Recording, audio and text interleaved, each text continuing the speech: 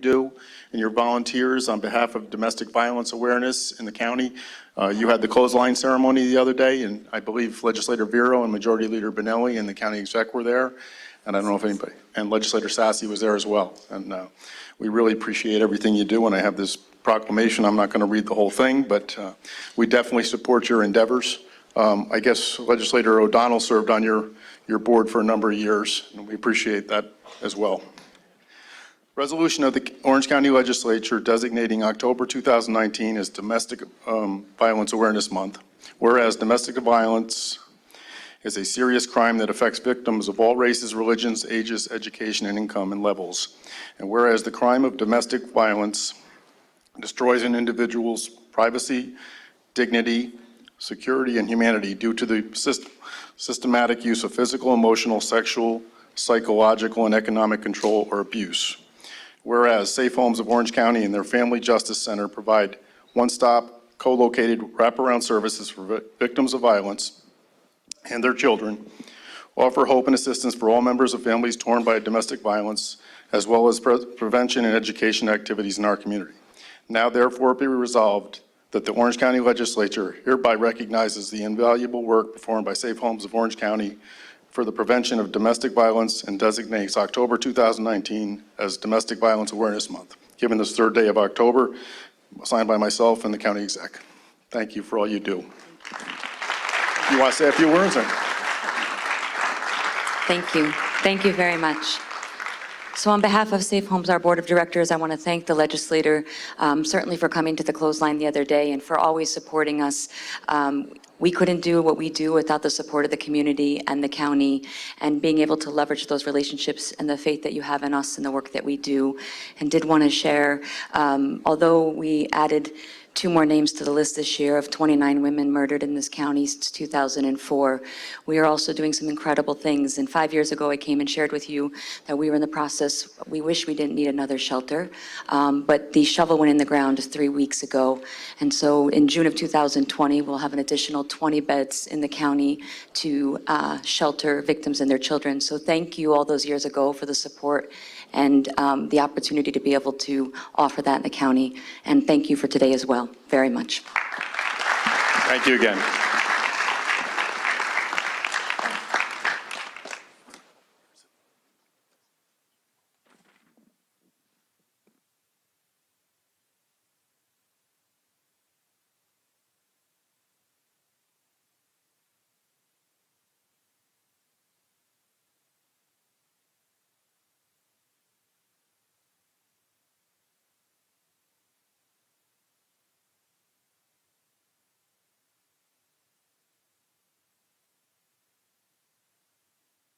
Just one item before we go to public participation.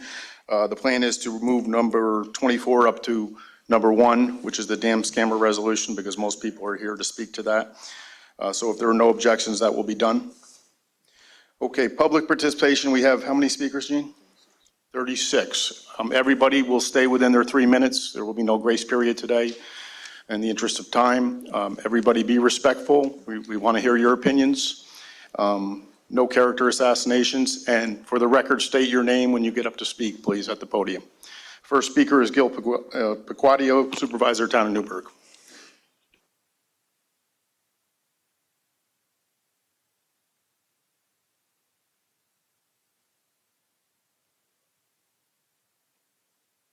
I got it? Okay.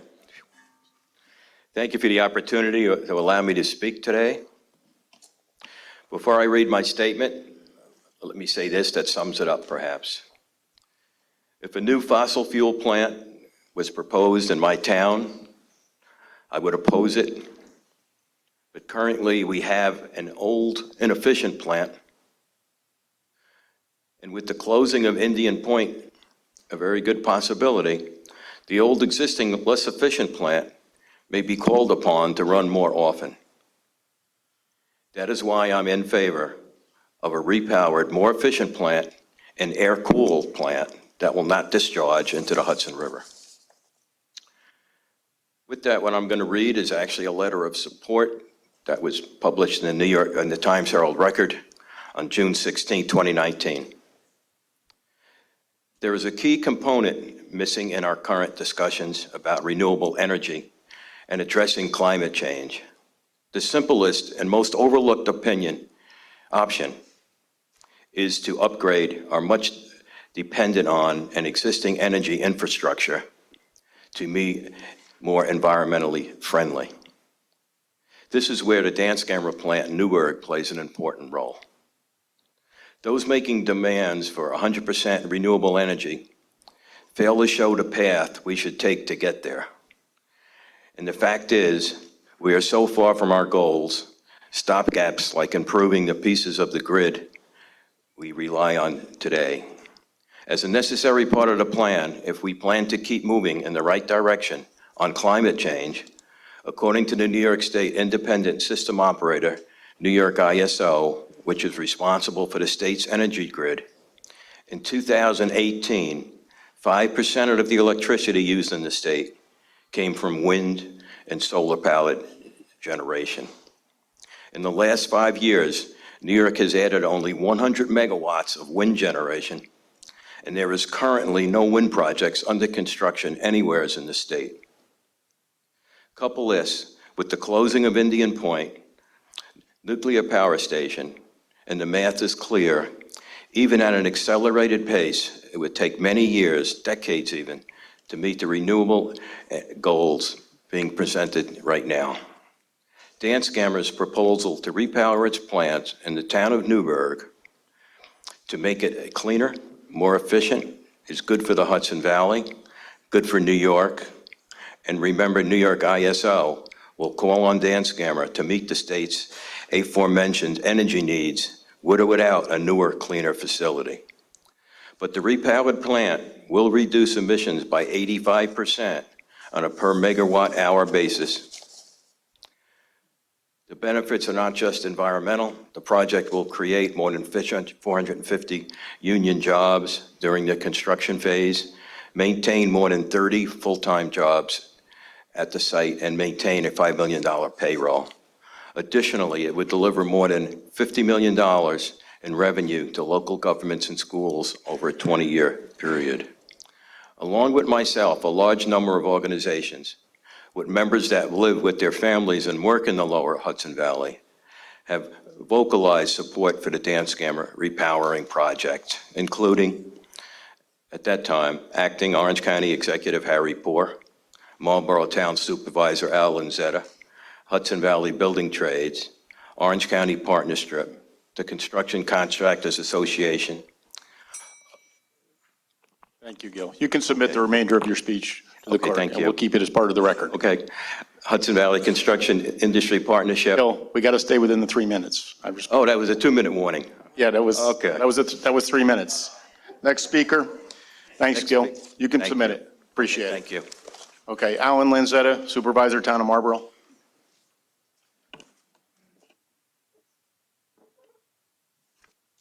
Hello, everybody. My name is Al Lanzetta. I'm the supervisor of the town of Marlborough. I'm here to speak on behalf of my constituents, the taxpayers. I've lived in Marlborough for over 60 years. I remember when Central Hudson plant at Dan Scammer served as a financial cornerstone for the communities, especially the Marlborough School District, and employed about 120 union workers. I also remember when Dynegy purchased the plant and challenged their assessment. We saw our bills skyrocket. In 1 year, bills went up over 30%. We became the highest taxed district in upstate New York. While the initial shock has worn off, the effect has not. I speak with my members of our community, especially our seniors, who are struggling to keep their homes because they cannot afford their taxes. Young families are choosing to leave our community because they can't afford to stay. We are in need of relief. We would support the Dan Scammer project, a new pilot that provides mutual agreed to a regular reimbursement to our school district.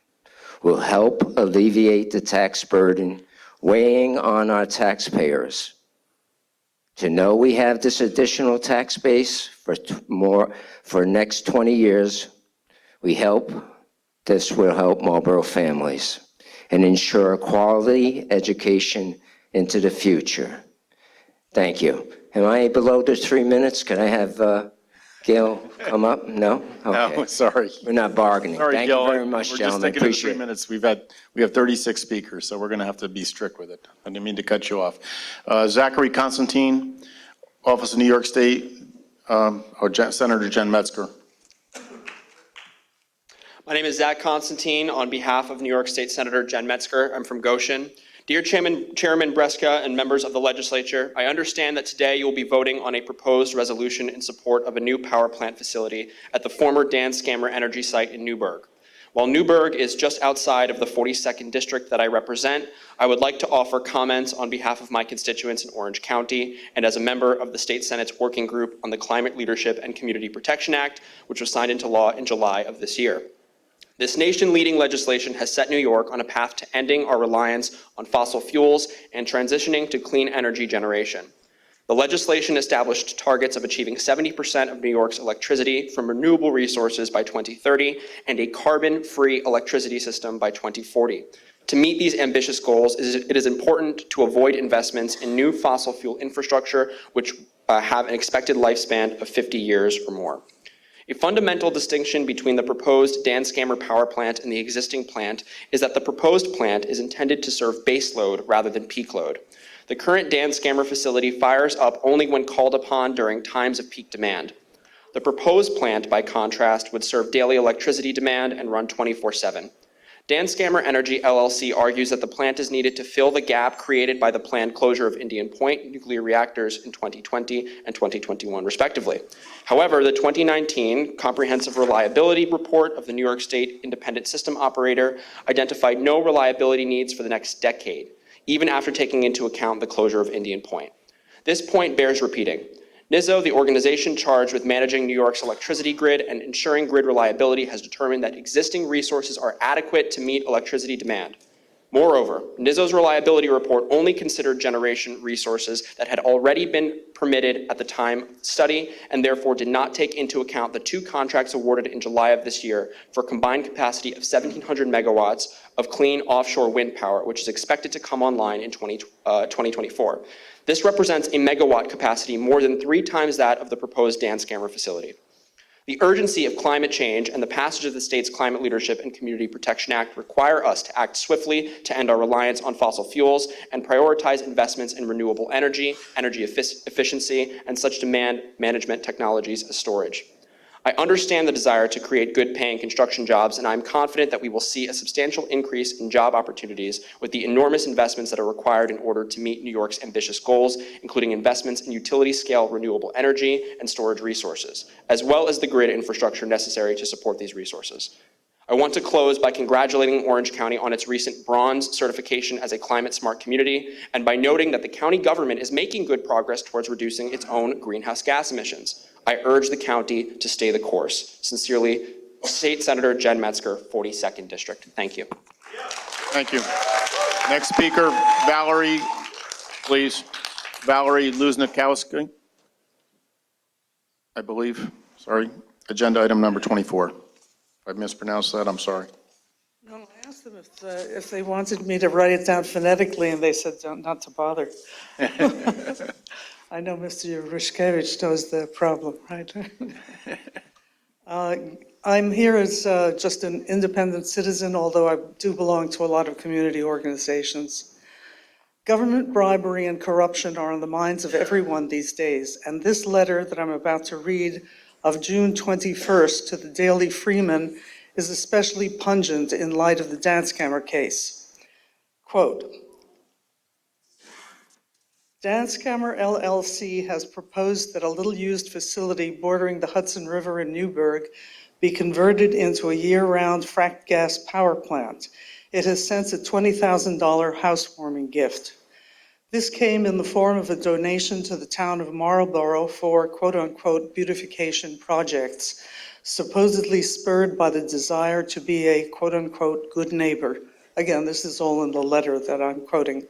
It amounts to little more than bribery, and it is clear evidence of the uneven ground on which citizens and corporations stand in today's world. I am a high school student. I have a deeply vested interest in whether the dance camera plant is approved or not. Air quality in the Hudson Valley is already rated C or D by the American Lung Association, contributing to high rates of childhood asthma. Dance camera threatens to make it worse. Beyond this, dance camera will contribute to climate change, scorching the world that my generation will inherit. The plant also contradicts Governor Andrew Cuomo's stated goal of 100% clean energy in New York by 2040. I don't have $20,000 to throw around, and neither do most people. Our system does not afford ordinary citizens, i.e. those who are impacted the most, the same influence as special interests. I can only hope that Cuomo will act to preserve the well-being of the people and my future over dance camera's profit margin, and it's signed by Nachman Call Seidman of Poughkeepsie, New York. Now, that's the end of his letter, and now this is what I'm adding. Even the appearance of impropriety on the part of the dance camera producers should be of immediate concern to this legislature. I am not a young person who will inherit the full effects of climate crisis. I will only live long enough to see escalating and terrible extremes of weather before I die. But I ask this body to heed the words of this young man and of Greta Thunberg and consider their own children and all those who will live with the consequences of furthering the use of fossil fuels. Thank you. Thank you. Thank you. Next speaker, Haley Carlock, Scenic Hudson, Poughkeepsie, agenda item number 24. Thank you, Chair. My name is Haley Carlock. I'm the Director of Environmental Advocacy for Scenic Hudson. I did submit a letter previously in writing, which I hope you've had a chance to review. I'm not going to read through it now, but just go through a few key points that I think refute some of the myths surrounding the dance camera proposal and the supposed benefits that it would bring to your communities and to the county as a whole. Dance camera is not needed to supply energy when Indian Point closes. Senator Metzger's letter mentioned before that the 2018 NYISO reliability needs assessment determined in no uncertain terms that without a new dance camera, when Indian Point goes offline, there are currently sufficient resources to ensure the reliability of our electric grid for at least the next 10 years. And that's from the entity that's in charge of ensuring reliability. And believe me, they take that quite seriously. You also heard from some other speakers that perhaps when Indian Point goes offline, the old dance camera plant, which we all acknowledge is quite old and inefficient and barely runs at this time, would be called upon to run more. That's extraordinarily unlikely. There are wind projects totaling almost 2,000 megawatts, including 1,700 megawatts of offshore wind currently in the queue. That 1,700 megawatts is expected to come online around 2023, approximately the same time frame as this plant. And there's several hundred megawatts of onshore wind, one project under construction, several others fully permitted. In addition, there's about 3,000 megawatts of solar projects currently in Article 10, several of those with the potential of accompanying battery storage. Again, these are projects that would come online during this period of time and would more than make up for any potential shortfall that would require the old, inefficient, dirty dance camera plant to ever operate as a baseload facility. That's simply not reality. Also, the air emissions of the new plant are of grave concern. There's no doubt that it'll be more efficient than the old plant. It certainly will be. However, it will run as a baseload facility, meaning it will be available to run 24/7. The existing plant runs a handful of times a year, on the order of 8 to 11 days a year since 2014. The new plant would run nearly all the time. In official filings to the State Siting Board on Electric Generation and Environment, Dance Camera has written that the new plant could be up to 40% more efficient than the old one. I've seen in today's resolution, there's some clauses that claim much more aggressive emissions reductions, and if those are accurate, I, as an intervener and party in the Article 10 proceeding, have not seen any studies or evidence to support those claims, that even if it were 80% more efficient than the existing plant, the emissions would still increase about 5-fold over the current plant simply due to the increase in running time. This will worsen the air quality in Orange County. And finally, jobs. We all want to see job creation. We all want to see a booming economy and ratables come to our struggling communities. However, the clean energy sector can supply these jobs just as well, if not better, than a new fossil fuel facility that brings with it damage to our environment and our communities. The clean energy sector saw a 9% gain in employment growth in the year 2018. That's over twice the employment growth, and that's in the state of New York, as other sectors, and employed in 2018 159,000 workers. There are other more sustainable ways that we can bring jobs, we can bring tax ratables, we can bring sustainable economic growth to our communities. And for those reasons, and all of the reasons you'll hear from other speakers today, I would urge you to vote no on today's resolution in support of the facility. But if you're on the fence, if you see some potential for benefits, if you're not quite sure whether this would be a good thing, thank you. Next speaker, Althea Malarkey, number 24, Scenic Hudson. I live in the village of Walden. When my family retired in the military after 20 years of traveling around the United States, we chose to come to live in the Hudson Valley to live. We have never regretted it. However, I must share with you, when I came here, my youngest daughter, who's now 23, was 3 years old. By the time she was 7, 8 years old, she had developed asthma and was really struggling with it. When I went to the pediatrician and I asked him, why does my daughter have asthma? No one in my family, no one in my husband's family has asthma. And he looked at me and he said, you live in Orange County in the Hudson Valley. Why is this a surprise to you? That's when I really became interested in environmental issues, specifically air quality. You heard it mentioned that Orange County recently received a C from the American Lung Association for air quality. The facts are much more dire, and I urge you to look carefully at some of the materials that I also sent you in a prior email, and look at them carefully, especially the pediatricians and the doctors who are treating the people in Orange County with conditions like asthma and COPD. I urge you to make your decision about supporting or not supporting this plant based on the facts.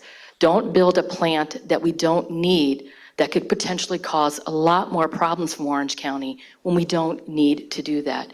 And I'd like to finish what my colleague Haley Carlock was saying, that if you decide you don't want to vote no today, at least table this. The stipulations process that's undergoing right now that Scenic Hudson is intervening in is a fact-finding mission, not what somebody is telling you on paper or mentioning to you in a private conversation, but facts. Dance Kemmer has to submit studies, has to do all kinds of things that they have not yet done. And we will know after the stipulations process and those studies are done what the impacts are going to be. Until then, I urge you, if you don't vote no today, table this resolution and wait that process out and get the facts before you make a decision. Thank you. Next speaker, Randolph Hurst from Slate Hill, Sierra Club, Group Consolidation. Randy Hurst, on behalf of the Ramapo Catskill Group Conservation Committee, Sierra Club. You do not have to vote on this resolution today. You can table it until Dan Scammer files their Article 10 application, which provides the information concerning the environmental, economic, social, and public health impacts of the project. It seems premature to vote on this resolution also without information on the cumulative energy production, environmental, and health implications of Dan Scammer, along with the other 4 power plants in the Hudson Valley. Not to mention the emissions that come from the Millennium gas and other gas pipelines and compressor stations, and from the other polluters in the county. This is critical, as Orange County is now has increasing smog and is an air quality non-attainment zone. Dan Scammer representatives and marketing has put out false information about the need for this plant. That point has already been addressed, and my testimony is already part of the record, so I'm not going to belabor that point.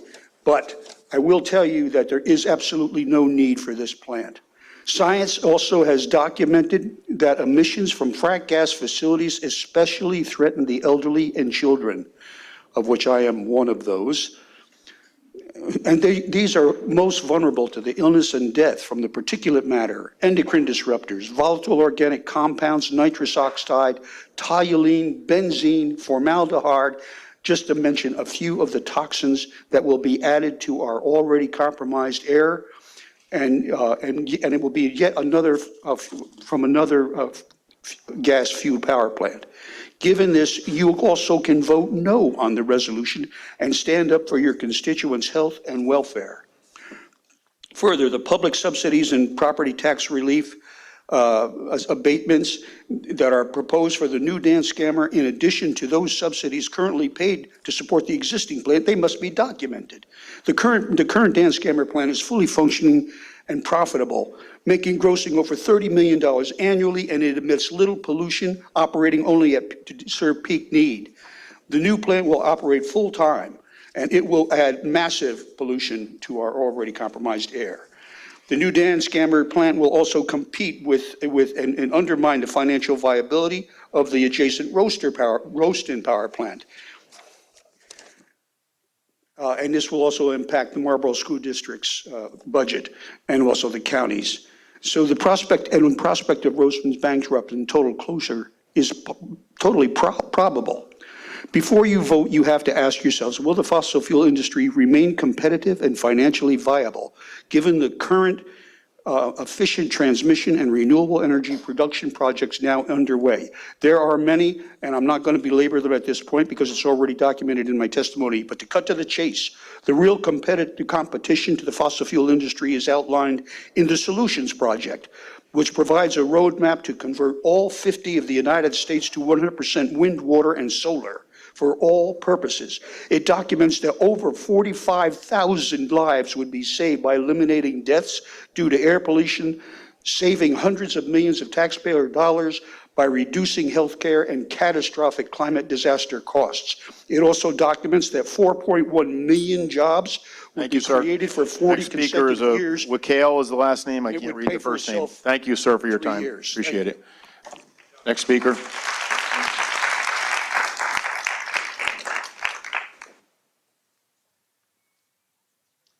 Hi, my name is Jürgen Weckerle.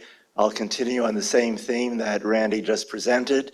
We are both representing the Ramapo Catskill Conservation Committee of the Sierra Club.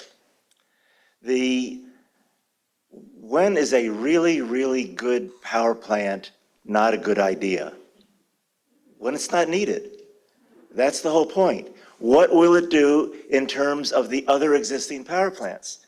Now, we have a question of the neighboring Roaston. There's only so much power that's actually consumed. The whole idea of deregulation is to promote oversupply and have the different generators compete with each other. The more expensive generators will not have their bids accepted in the ISO auction market, and they will go out of business. Have we seen that show before? Yes, we have. We've had Dance Cammer and Roaston go bankrupt. We've had Lovett and Bowline go bankrupt. And we just have these reaffirming, recycling bankruptcies going on right now. The jobs. The new dance camera plant will not create any additional jobs and may barely absorb the existing jobs transferred from the old plant when it closes.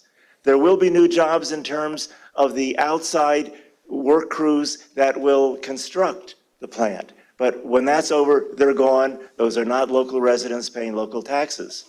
The issue of competition,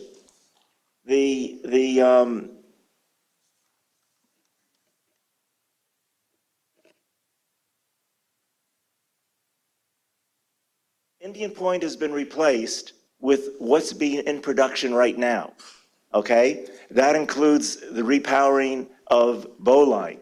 That includes the transmission upgrades already in place around the Westchester area. 2,000 megawatts have been accounted for to offset the Indian Point closure.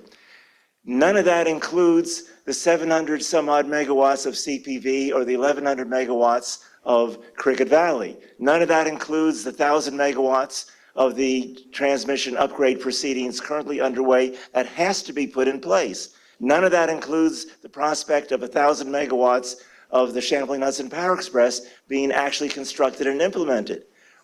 Where is all that extra supply going other than eating into other power plants here for that same market? Okay, that is one thing. We had a very good example of that right now, where the Cricket Valley Power Plant is opposing the upgrades of the transmission system in the Hudson Valley. That transmission system upgrades is needed to get Cricket Valley's power to market. But they're saying, but that'll also invite other competitors to use it and put us out of business. They're not even built yet, but they know what the total supply-demand ratio is, what the capabilities are. We have all this solar going on right now locally. In the town of Montgomery, we have 3 community solar projects being constructed. They're already constructed. That's 15 megawatts right there. We have 300 megawatts of a power plant by NextEra. Who is NextEra? They're one of the biggest power companies in the country. It's Florida Power and Light, doing business here in New York.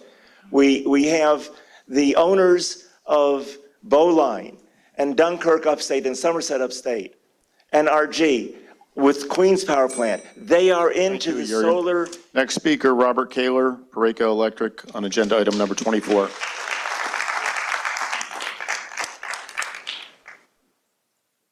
Mr. Chairman, legislators, thanks for this opportunity to speak to you. My name is Robert Kaler. I'm the president of Parco Electric in Newburgh, founded in 1949, been there ever since. Dan Scammer's been a good neighbor to us. I have people regularly employed there all the time for over 30 years. And I think that their plant is going to be efficient, it's going to be state-of-the-art, and I disagree with some of the people that spoke today.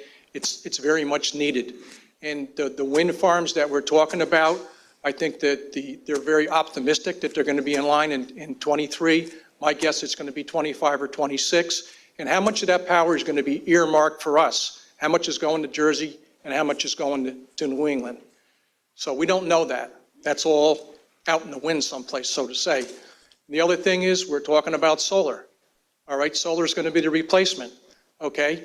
There's 6 villages and towns in Orange County that's got a moratorium against solar. You can't have it both ways, all right? We need the generation. And quite frankly, if you're going to rely on solar, we'd be having this meeting in candlelight. Thank you. Thank you. Next speaker, Suzanne May, regarding agenda item number 24. Hi, my name is Suzanne May, and I appreciate the opportunity to address you today. I've been employed as an engineer at the Dan Scammer facility since 2014, and I've lived in the area for the past 18 years. I've invested a great deal in this community, and I care deeply about the area and my neighbors. So do the other 35 employees at the plant. Every Thanksgiving, we run a food drive through local schools to provide meals for local families in need.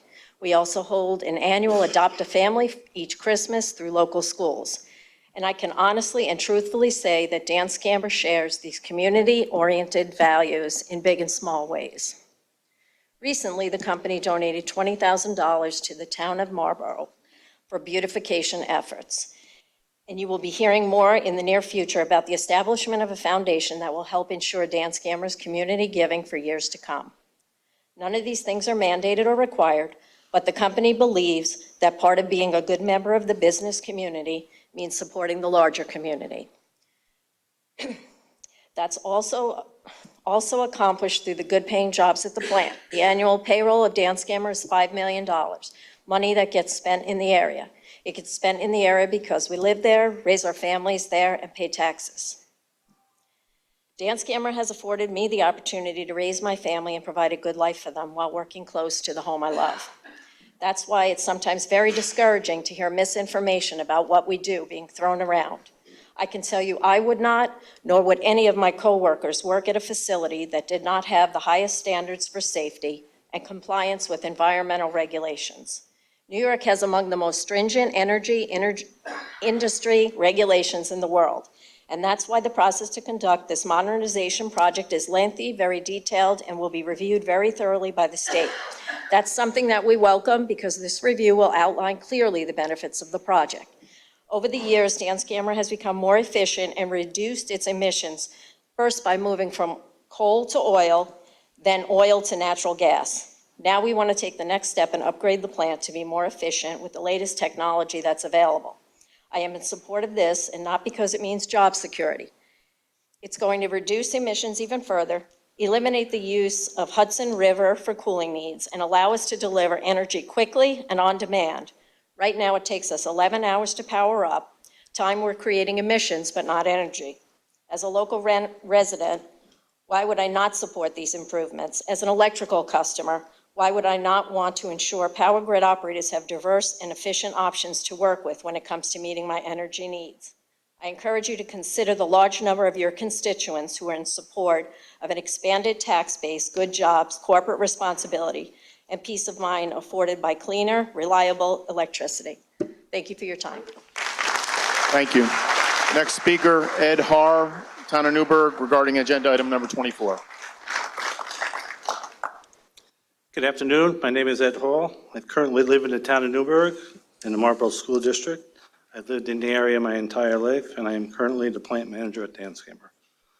I've been in the energy business locally since 1971. I've been an employee of Danskammer since 1975 and held many positions during my career. I retired in 2011, returned to Danskammer at 13 to create a restoration plan to bring the plant back to service after Hurricane Sandy in 2012.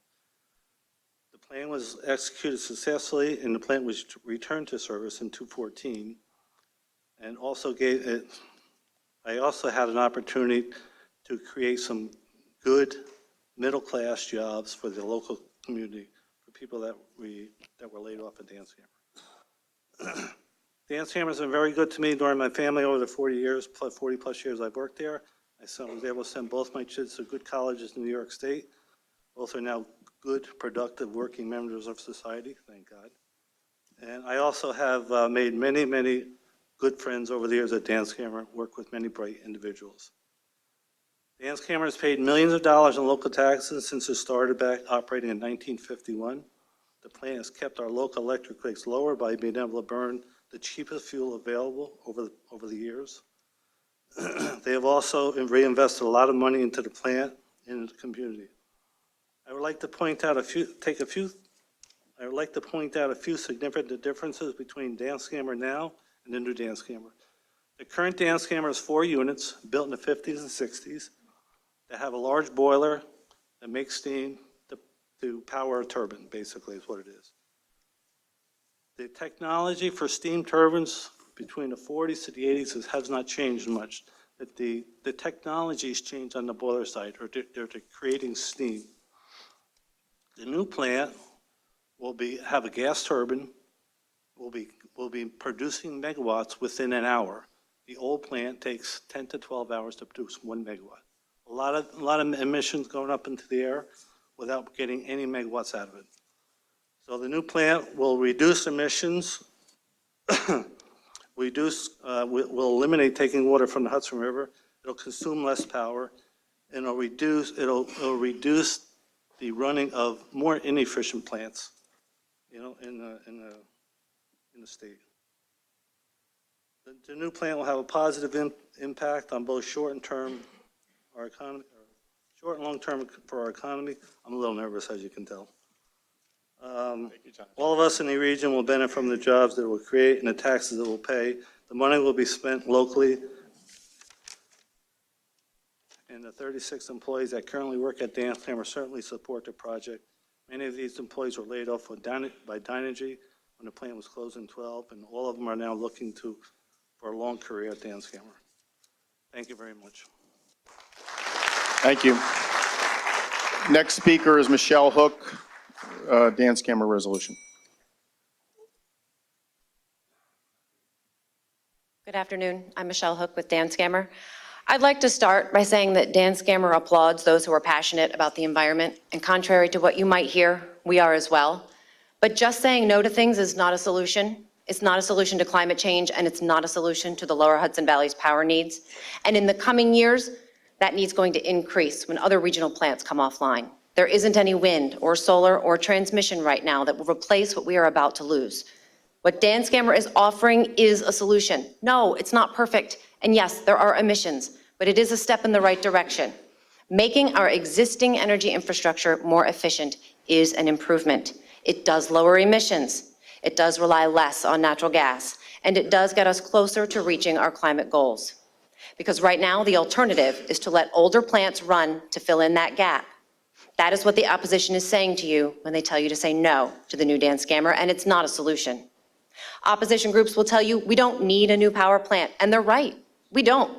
But without one, older plants, including the old Dan Scammer, will run more to pick up the slack. So it's a choice. This should not be a partisan issue. It should be about the facts. And I won't bog you down with a lot of numbers in these few minutes, but all due respect, Ms. Carlock was wrong about our emissions. Even if the new Dan Scammer runs 70% of the time, preliminary studies show that the new Dan Scammer would reduce regional carbon dioxide by about 280,000 tons. That's the equivalent of taking 54,000 cars off the road. And that's just annually. Compound that over a decade, and you're looking at an improvement of 2.8 million tons of carbon dioxide. How? Because it's replacing 3 old natural gas plants and an out-of-state coal power that's still being used to supply the lower Hudson Valley. It would be a 56% reduction in carbon dioxide emissions. It's also a significant reduction in nitrogen oxide, sulfur dioxide, and particulate matter. Those are the chemicals that cause the respiratory problems and the severe climate change. The DEC is going to analyze all of these emissions numbers, and they'll be available to the public in November. I am also offering to personally meet with each one of you to review that information. We unfortunately cannot get to zero emissions today or even tomorrow. It's not possible with the technology we have available today. But what we can do is get halfway there until that is possible. So please help Dan Scammer to be part of the solution. Thank you. Thank you. Next speaker, Todd DiOrio, President of the Hudson Valley Building Trades, regarding agenda item number 24.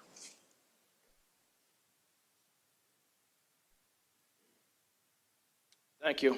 I'm Todd DiOrio, President of Hudson Valley Building Construction Trades Council. I represent 28 trade locals and about 10,000 members in the counties of Orange, Ulster, Sullivan, and Dutchess County. Just a show of hands, how many members here from the building trades today? How many guys not in the building trades that actually support this project? And the building trades? Hey, shut up over there, will you?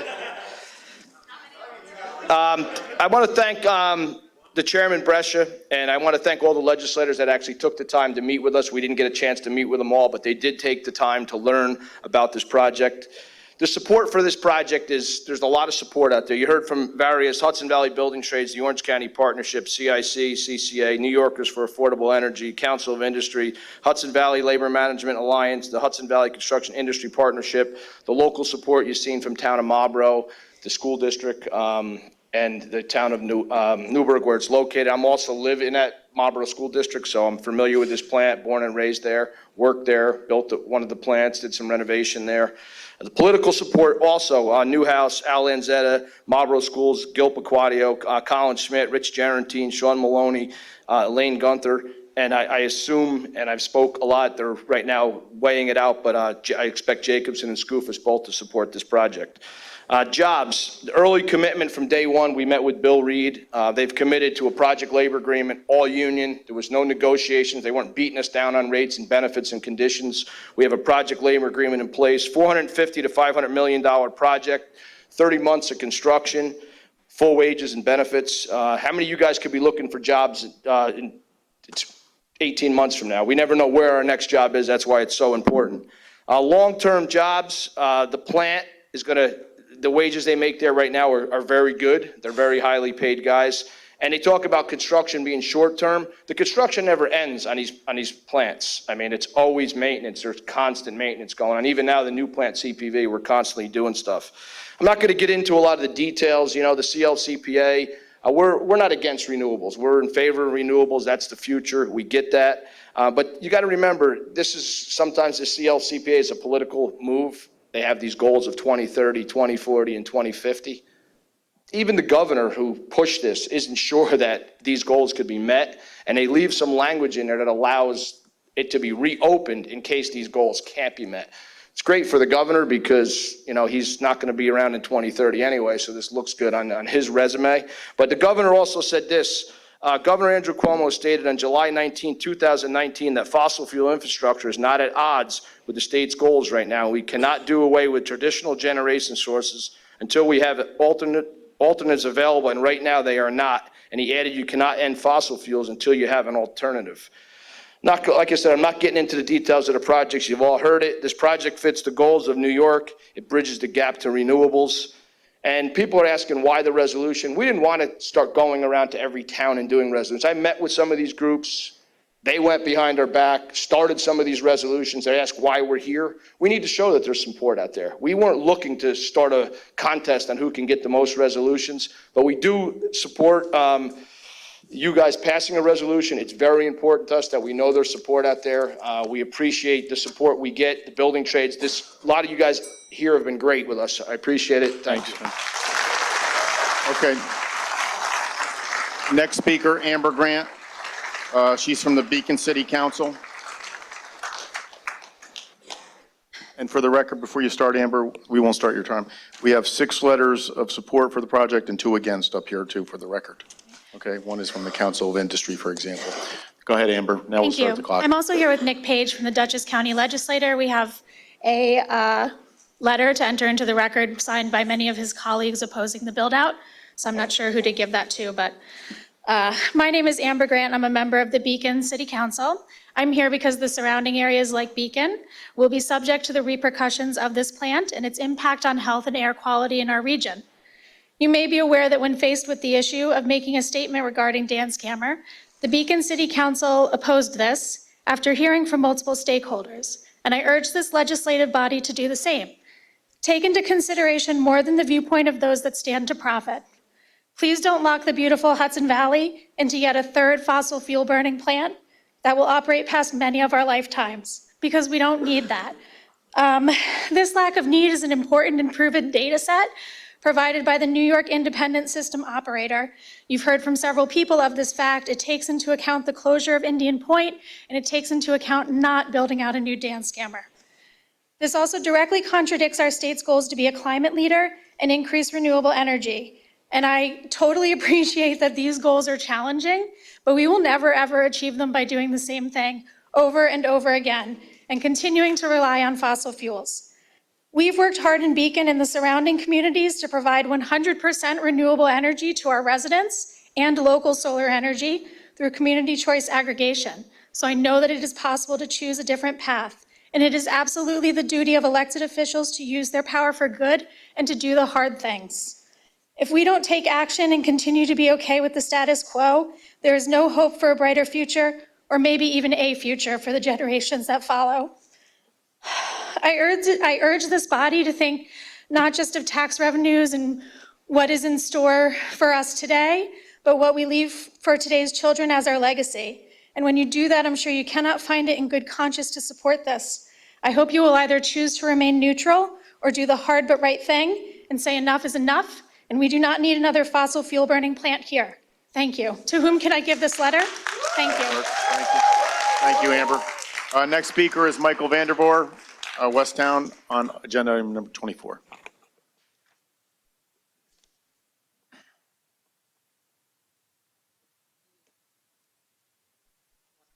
Town Minister, thank you for letting me speak today. I wanted to be a voice for the people of Pennsylvania and Ohio, the other end of where this frack gas is being extracted. We segment secret. We only look at what we look in front of us.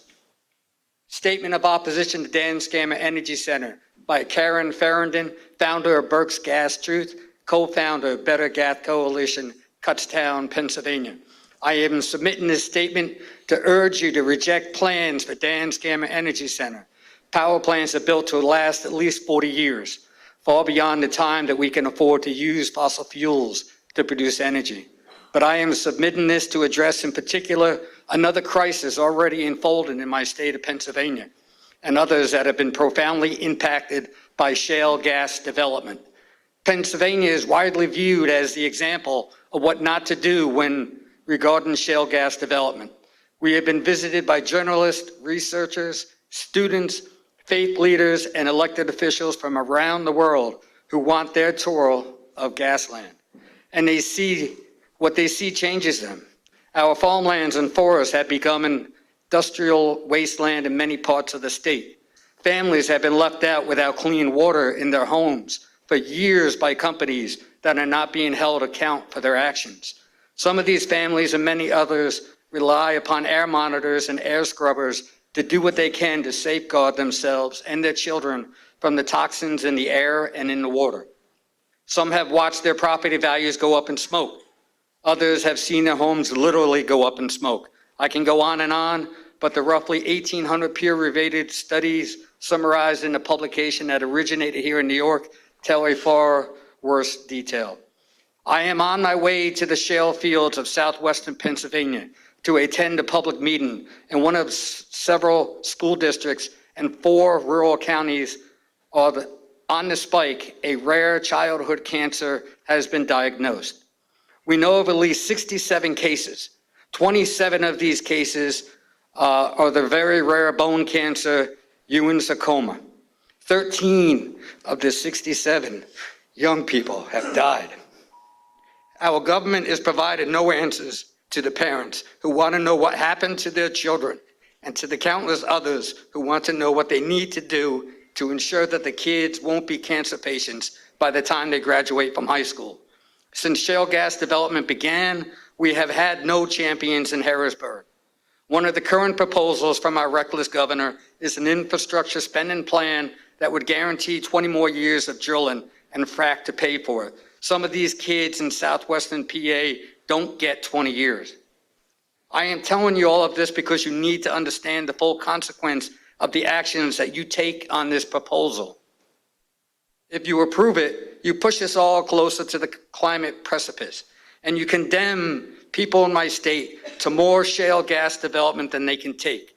I'm sure you hear the testimony during this hearing from people in your community who are concerned about toxic air, safety risk, and all other things that make power plants horrible neighbors.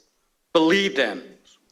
When you do right by your constituents, you do right by future generations everywhere and people in the crosshairs of shale gas development who need someone, somewhere making conscientious decisions that put people first.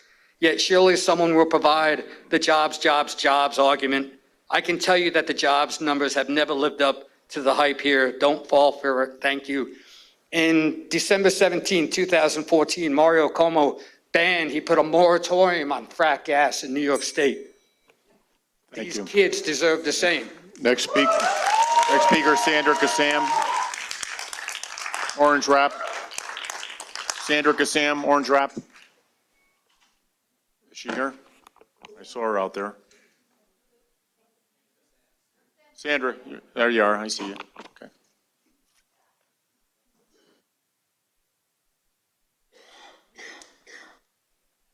My name is Sandra Kassam, a citizen of the town of Newburgh for over 40 years, and also a union member. Teachers, special education, thank you for the opportunity to speak today. I'm looking at a paper with all these words crossed out because much of what I planned to say no longer seemed relevant. So bear with me, I will do my best. We would not be considering this project today if it weren't for the fact that a federal agency, FERC, has created a special condition called a capacity zone. A capacity zone was a device that would make it profitable for companies such as Danskamer Energy LLC to come up to the Hudson Valley because essentially a capacity zone guarantees profits. And so they are here. The company does not represent local people. It represents people who are in the financial business, many of whom have ties to the Koch brothers and others who are leaders in preserving and engaging in continued production of oil and gas, which is the industry which could finally do us in if we permit them to. We are at a very crucial time in history. I don't want to become philosophical because I know that many of you are thinking about the practical matters of what we are looking at today. But the fact of the matter is that those who look forward to providing a market for the fracked gas that the gentleman who just spoke previously, just now before I stood up, they need markets for this product. And so if they can create gas plants, gas burning plants here in New York State, they will have found markets and they will have set precedents that even in this time of serious climate concerns, we can still go ahead and do business as usual. I must say that what is happening today may not happen tomorrow. We are at a point in time where we cannot make our judgments based on yesterday or even today. We are in for surprises, and they will come soon. And we must take action now while we can. It is absolutely essential that even though what you're planning to do now is not really legally binding, but is really more a symbol of your intent, that you do not pass this resolution supporting this company. If you need to believe in solutions, it is entirely possible that the company is not providing this or will not provide the solutions you wish, namely financial. May I point out to you that for years, just as an example, everyone wanted a casino in Sullivan County. It was the Messiah. It was going to save Sullivan County. And corporate promoted Sullivan County Casino. And what has happened to that casino? We must get past this notion that corporate is our solution, that corporate is going to give us everything that they promise. Thank you, Sandra. Thank you. Pearl Johnson, Newburgh, Dan Scammer.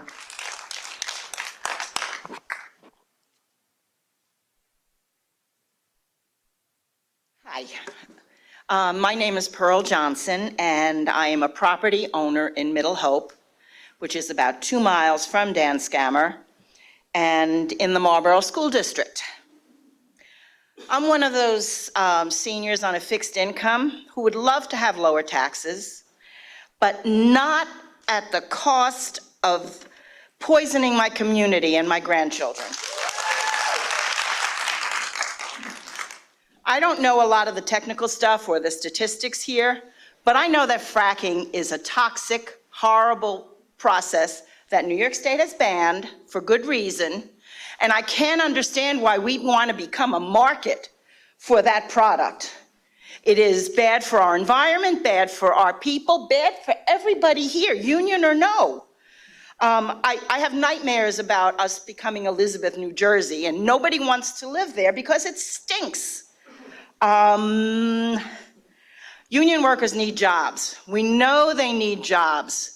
It is something that as leaders in our community, we expect you to help us with.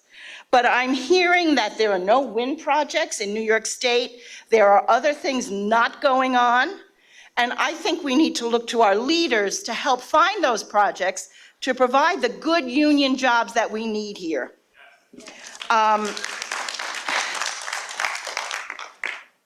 When I look at this need for work, why not build energy storage facilities?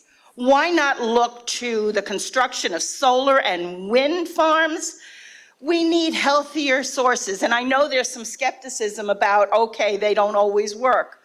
We're on the Eastern Grid. We don't have to worry about our lights going off or our TV not turning on. We are connected to that grid, and we're looking to our leaders to make sure that grid is functional. I heard somebody else mention more plants are going offline. I wonder why. Communities do not want to continue toxic spewing factories, structures in their communities. My husband made me look up something here.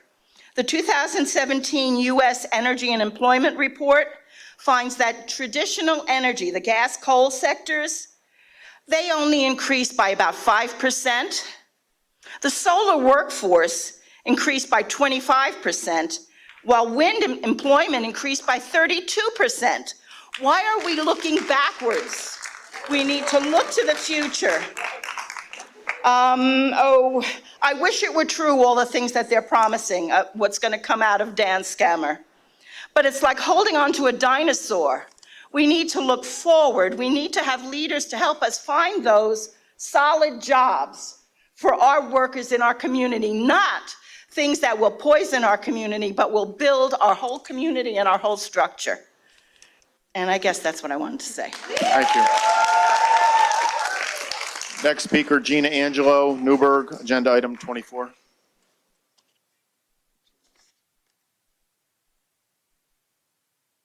Thanks, Pearl. I feel like I'm following Elvis. All right. Good afternoon. My name is Gina Angelo, and I live in the town of Newburgh, where I grew up, and I am a proud union member. Thank you for the opportunity today to speak out in opposition of the Dan Scammer plant. I would like to talk about a tale of two plants. Dan Scammer is currently a peaker facility, meaning it operates less than 5% of the time, providing energy only during periods of high demand. With that said, in 2009, the EPA reported that the current Dan Scammer plant dumped more than 1.5 million pounds of toxic chemicals into Newburgh's land and water. Even if the proposed plant is cleaner burning than the current plant, it will operate virtually nonstop, spewing more carbon and emissions of harmful nitrogen oxides, ozone, particulate matter, and sulfur dioxide into our air than the existing one, increasing pollution, endangering our health, and accelerating climate change. I believe that a much better choice would be for Orange County to invest in sustainable energy projects such as wind and solar, offering comparable jobs in construction and plant operation for my brothers and sisters in labor, and a healthier future for our children. Please be the leaders who will guide us into a cleaner future. Please vote no or table this issue. Thank you. Thank you. Next speaker, Manager Joe Green, number 24. Thank you for the opportunity. My name is Manager Joe Green. I am the Environmental Director for Hudson River Sloop Clearwater, and I also serve on the Ulster County Legislature. It's come to my attention that folks in Orange County think that Ulster County is more advanced or progressive. I don't think that's the case. What I want you to think about is your children and your grandchildren. Climate change is not going to affect Orange County differently than it affects Ulster County. We're all in this together, and we are in a climate emergency. I chair Energy and Environment, and tonight we're looking at a resolution sponsored by 2 Republicans from Saugerties declaring a climate emergency. We are in a climate emergency. You see it when you turn the television on, and that's only a fraction of what's going on around the world in terms of fires, massive forest fires, some man-made, as in the Amazon, but all the storms and the fires and the flooding in Miami, and I could name every state, and we've used just about every alphabet to name the storms. The other thing I want to mention is that I also serve on Public Works and Capital Projects. And there we are getting 3 and 4 applications for pilots for large solar projects, 2 megawatts to 20 megawatts. We're getting 3 or 4 a month. A year ago, it was rare. Now it's the amount of solar that is scaling up in this region. I know that some of your towns have moratorium, and I hope they will change that. But in the entire Hudson Valley, it is scaling up massively and rapidly. We have got to transition to renewable energy with solar, with storage and efficiency. That's the salvation. And I want to say that the unions are aware of this. They see the handwriting on the wall. There's a very good example in Holyoke, Massachusetts, where they switched from coal to solar and storage and retained all the workers. This is real. This is now, it's no longer down the road. It really is happening. And the other thing I want to say is that in Ulster County, there was a proposal for glide path that was going to be a peaker plant with storage. And the community said, enough is enough. Like Beacon said, enough is enough. And now it's going to be a large storage facility for the solar that is rapidly coming on board. And I think that's about all I'm going to say right now, but I really ask you to think about the situation that you see when you turn your television on or you go on Facebook or any of the sources of information that you have that are telling you that the way we did things in the past, depending on fossil fuel for the last 100 years, depending on nuclear power for the last 50 years, which leaves nuclear waste. Ask the people in Peekskill if they now think nuclear is a good idea. And the last thing I want to say, since I mentioned that, is in terms of Indian Point, that 1,700 megawatts of offshore wind and 1,250 megawatts of improvements in the grid are going to more than offset Indian Point. We've been on public participation for an hour. I'd like to try to finish it up in a half an hour because we've got quite a bit of debate on this topic just among the legislators alone. We have 38 speakers and we're at number 20 now, so we'll try to finish it up by 10 after if we can. Okay? Amy Kleider, Ulster activist, agenda item 24.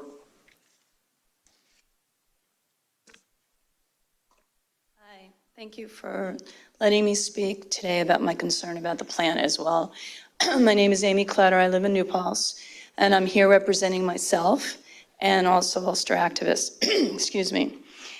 I had something written out too, and just listening to everybody else's, what they had to say, I was thinking it wasn't really what I wanted to say. Most of those things have been said.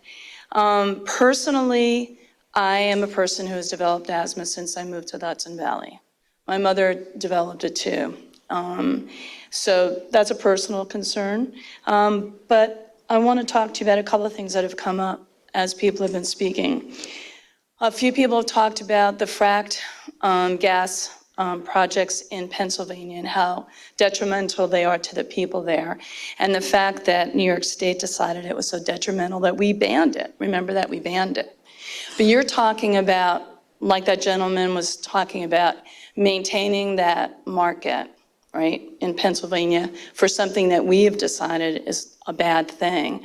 But you're also talking about transporting it. So that means that fracked gas has to be pipelined here, it has to be brought on trains, or it has to be brought on trucks. And you guys have probably seen those pictures of those trucks that have exploded. Did you see the one in West Virginia a few years ago? Did any of you see that? Fracked gas, what was it, a truck? Was it a truck?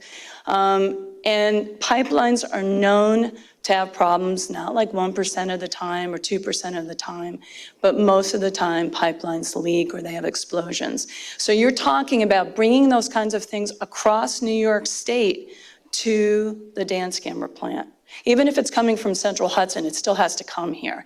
And this is going to increase the need of it. Do you want these things to be going near schools and near churches and near places where people live? I don't think you do. I know I don't. Okay, so that's one thing to really think about, maintaining this process. Somebody also said something about the percentage of energy that comes from renewable sources. One of the things about that is that there hasn't been money invested in that yet. That's the reason that we don't have more of it, because our country is focusing on what we've always been doing and what the corporations are pushing. Which brings me to another point. Remember that corporations are here to make money, and they want to do these things, they want to make money, and it's been stated that we don't need this plant, and we were talking about bringing frack gas, and there's so many things to say, don't do this. But what about when this plant doesn't work anymore or doesn't need it anymore? Who's going to clean it up? Who's going to pay for the health problems that happen to your children because this plant is here? You are. It's going to affect your community. It happens over and over and over again in the United States that corporations like with this fracked gas production in Pennsylvania and Ohio and West Virginia, they promise and then they leave a mess that the people have to clean up afterwards. Okay, so that's something to think about too, because that's going to affect your community. So one of the things another thing that came to my mind was that. Thank you, Amy. Thank you. Next speaker, Nita Sutton, City of Newburgh, dance camera.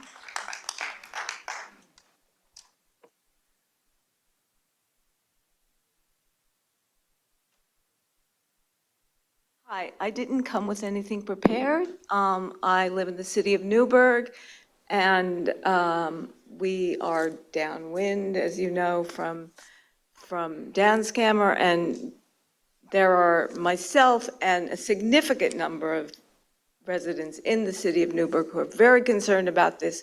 We have valiantly tried to rise above many challenges, and I think it's in the best interest of Orange County that we have a beautiful city on the river. It's good for you. What's good for us is good for you. I understand that this is a job issue, and I appreciate that, but if this is allegedly only a temporary creator of jobs, then that issue is a deeper problem, and there seems to be a responsibility to do something about that that will not have long-term impacts on people's health and property values and quality of life, and that's it. Thank you. Scott Martens, agenda item number 24.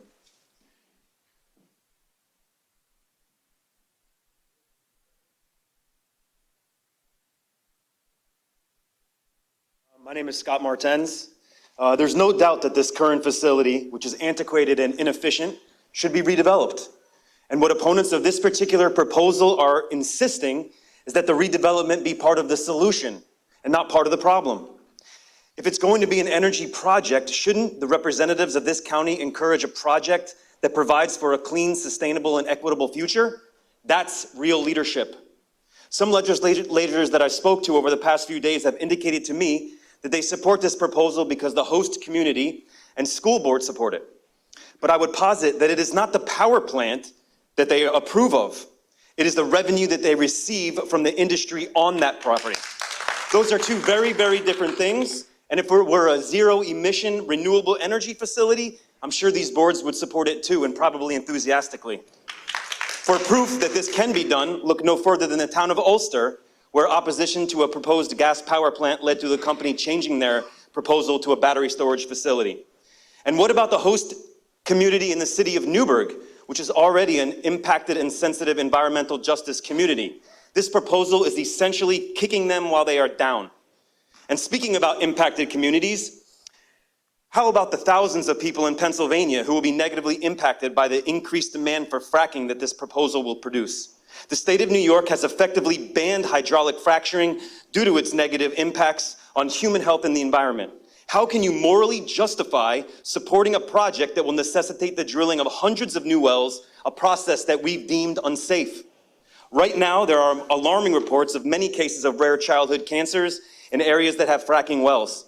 In fact, over 100 organizations recently petitioned the governor of Pennsylvania to investigate the apparent link between fracking and cancer, birth defects, and asthma. Additionally, thousands of people have had their wells contaminated, and thousands more have had their property values tank because of this malignant industry. These are people's lives that we're talking about. And while it is your duty and charge to protect the interests of the citizens of Orange County first, I implore you to consider the entire process of turning natural gas into energy. Oil and gas developers actively promote their projects as if each step in the process of energy production is exclusive. This is called segmentation, and it is a convenient way to make their projects seem less impactful than they actually are.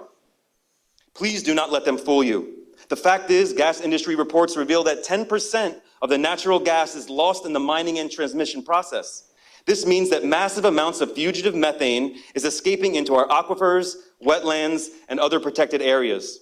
So when considered in its totality, the drilling, transmission, and consumption of natural gas is inefficient, uneconomical, unsustainable, unhealthy, destructive, risky, and therefore unwise. And what we need now from our elected leaders is bold, courageous leadership that listens to science, learns from the mistakes of others, and unabashedly defends our right to clean air, water, and soil.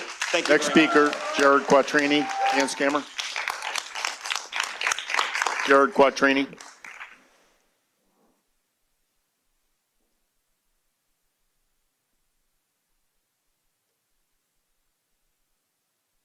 Good afternoon.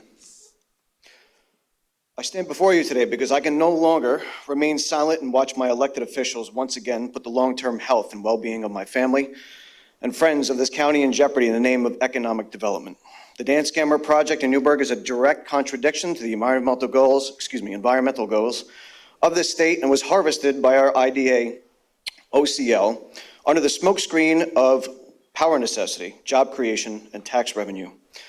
The Orange County IDA, under the watchful eye of Chairman Brescia, nurtured this project for 5 years with the assistance of the Orange County Partnership, the Hudson Valley Building and Trades Council, Michelle Hook of the oil and gas sector, and a slew of political donations.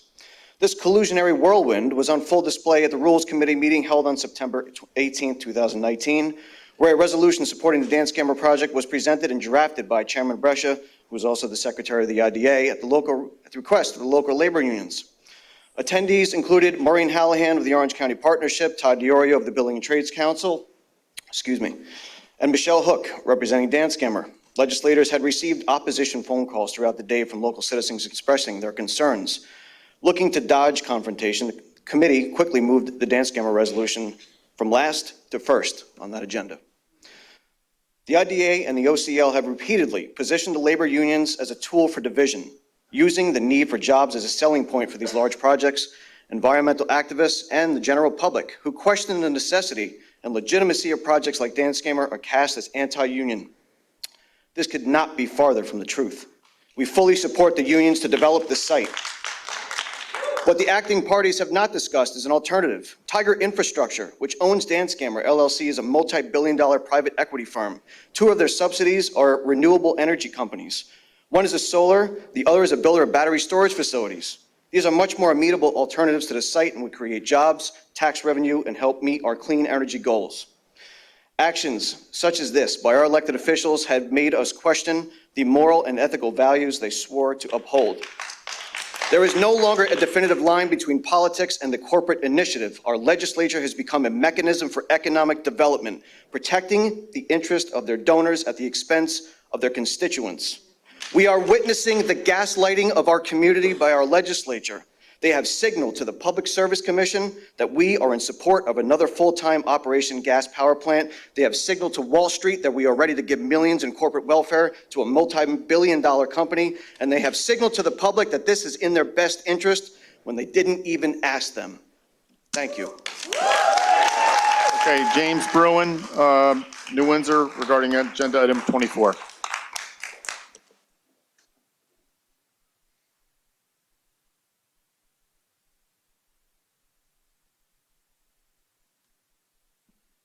Good afternoon, members of the Orange County Legislation. I've had the pleasure of having crossed paths with many of you here. However, for those of you who are not familiar with me, please allow me to introduce myself. My name is James Bruin, and I've been a Hudson Valley resident my entire life, as well as an Orange County resident for the last 30 years. I'm a local small business owner with 3 employees, and I'm looking to add more. I've dedicated the last 25 years in specializing in green and environmentally conscious design. I've come here today to express my concern and voice my opposition to the proposed Dan Scammer power plant in Newburgh as it currently stands. I believe that we are all on the same page here. We want community growth, we want good-paying jobs, we all want an increased tax base, and we all need electric for day-to-day living. I know that I speak for more than just myself when I say that we are not opposed to any of these goals. The difference is how these goals are achieved. The use of fossil fuels for energy production is a short-term win, long-term losing proposition. Fossil fuels are finite, and just because we have discovered new ways to extract the fuel does not mean it solves our problem. It just means we have an immediate increase to the bottom line, and that is what the proposed Danskamer power plant does. It ignores long-term viability for short-term investor profits. Allowing this power plant to be built as it stands will have an enormous negative impact on Newburgh.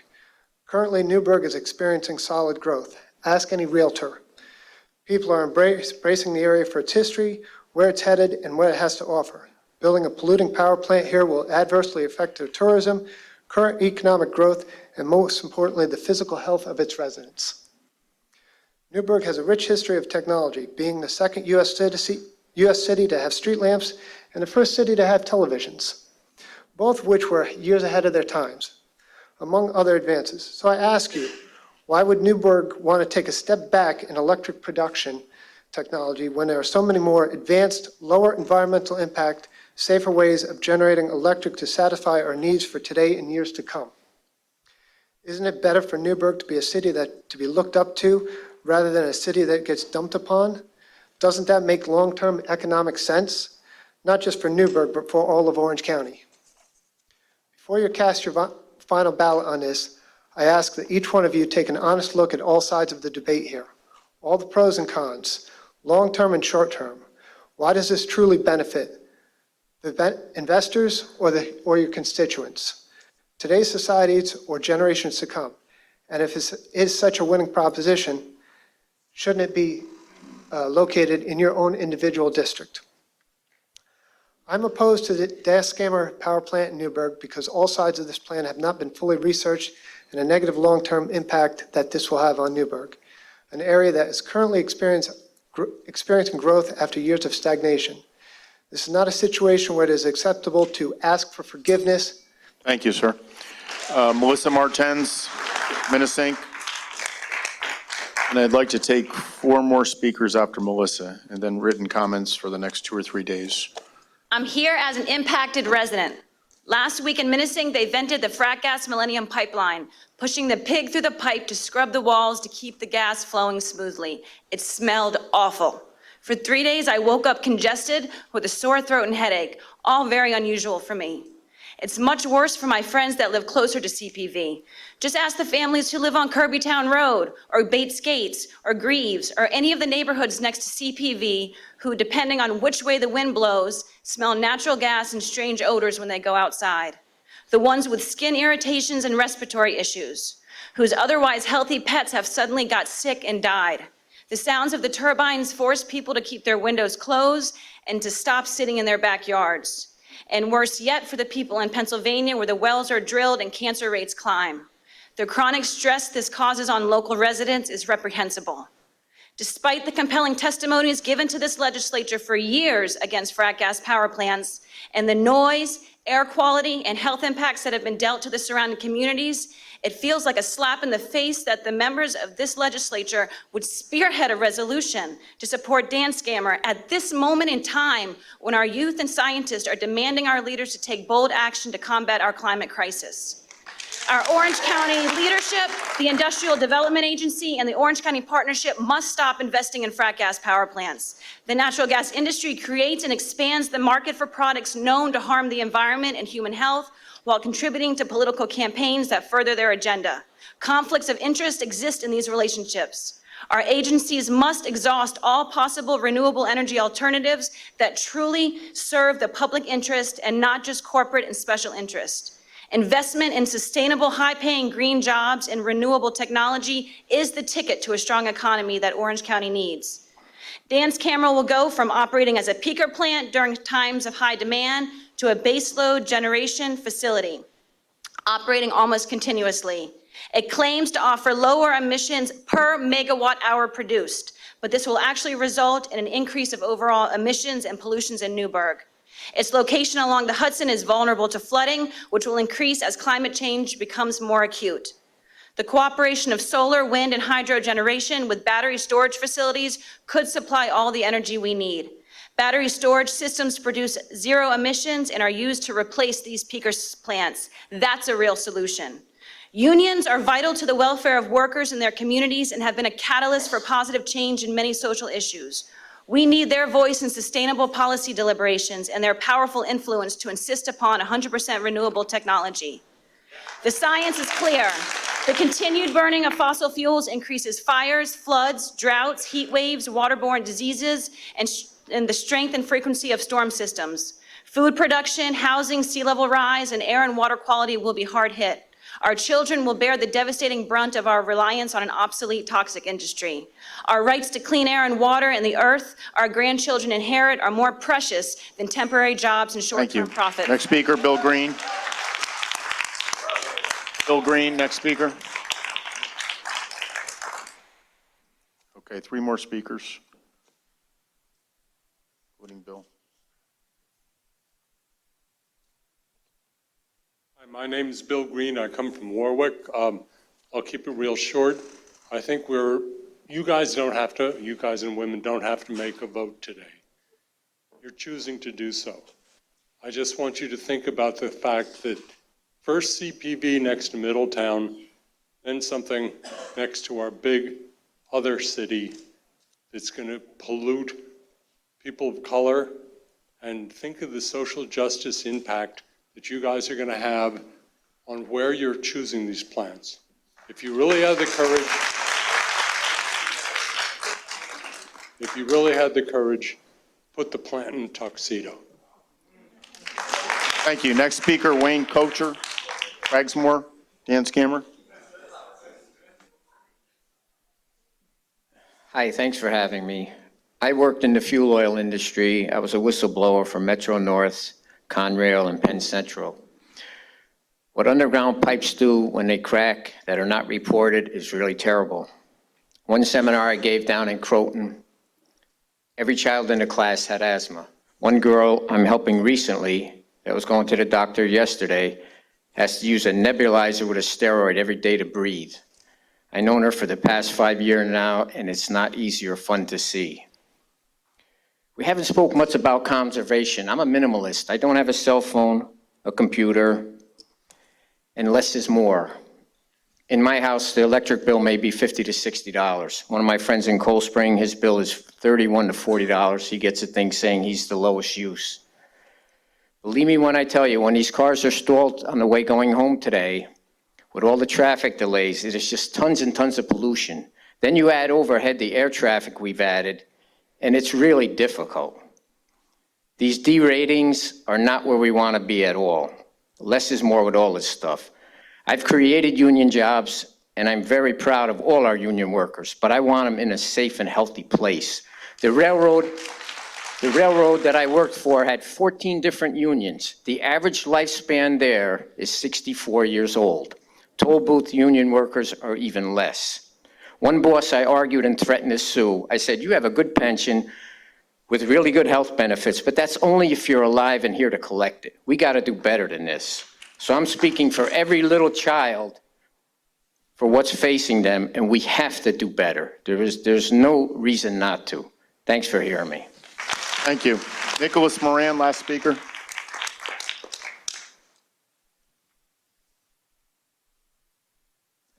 Good afternoon. I'm Nicholas Moran. I live in Cornwall, New York, and I'm here speaking in opposition to this power plant. The climate emergency is upon us. You don't have to look in the news for that long to see another crisis unfolding. Houston just got another amazing amount of rain in a short amount of time, causing displacement and death for its residents.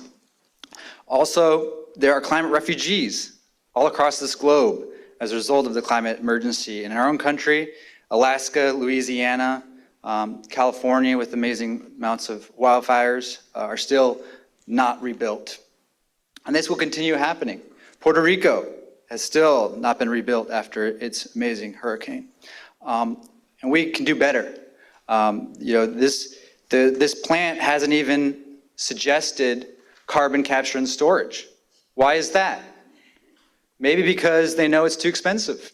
It's better and cheaper to pollute our environment and pollute the people who live around it, an environmental justice community within 5 miles, than it is to put it where they live, wherever they live, in Chappaqua or in Malibu, California. So I would urge you, as elected leaders, as elected officials, your primary task is to protect the health and welfare of your residents.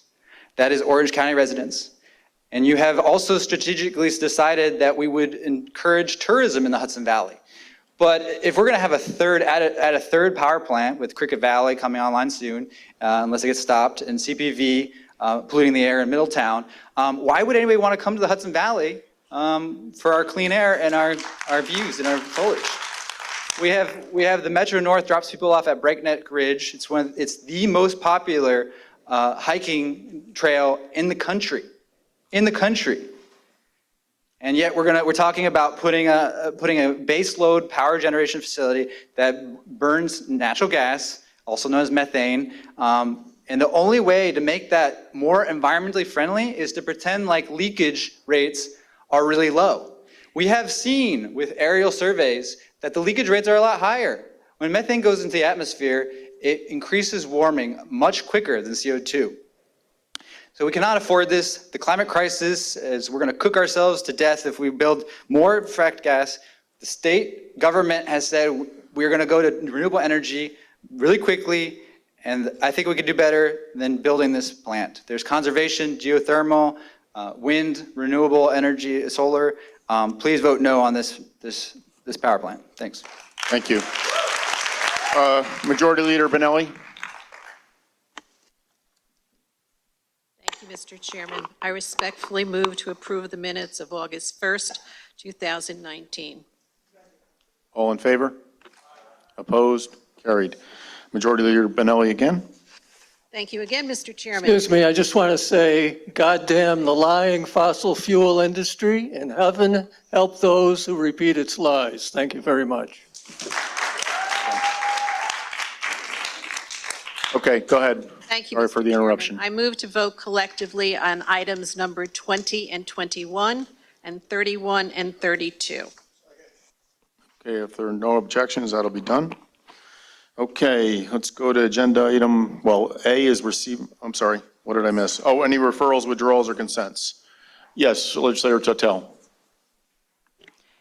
Yes, Mr. Chairman, I request consent to be placed on the agenda for the resolution as the Orange County Legislature designating October 2019 as Breast Cancer Awareness Month. Second. Okay, if no objections, that'll be done. Thank you, Lori, for bringing that to us. I'm surprised we never did that in the past, but we'll continue. We'll do that forever in the future. And I got my pink bracelet on. Thank you.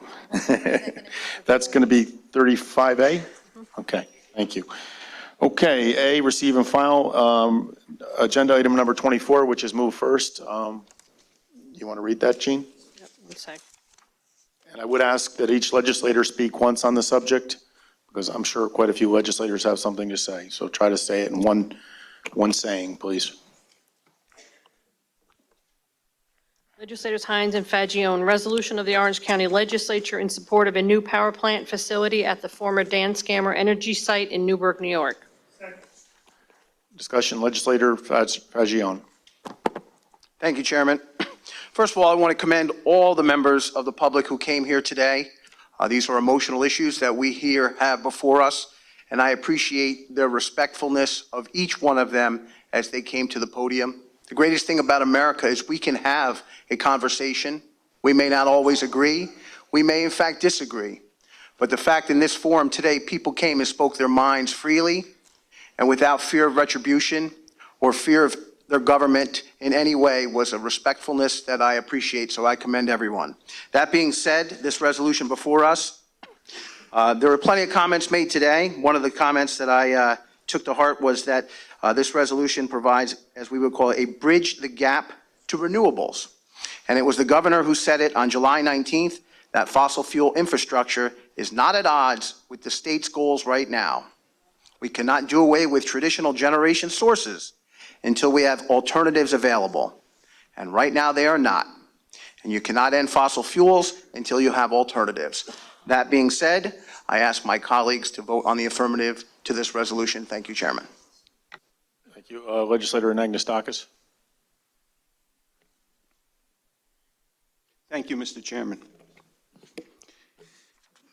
So this resolution that we have before us today kind of reminds me of a movie that I saw about a week ago. I've probably seen this movie, I'd say 15 times during my life. It's called 12 Angry Men.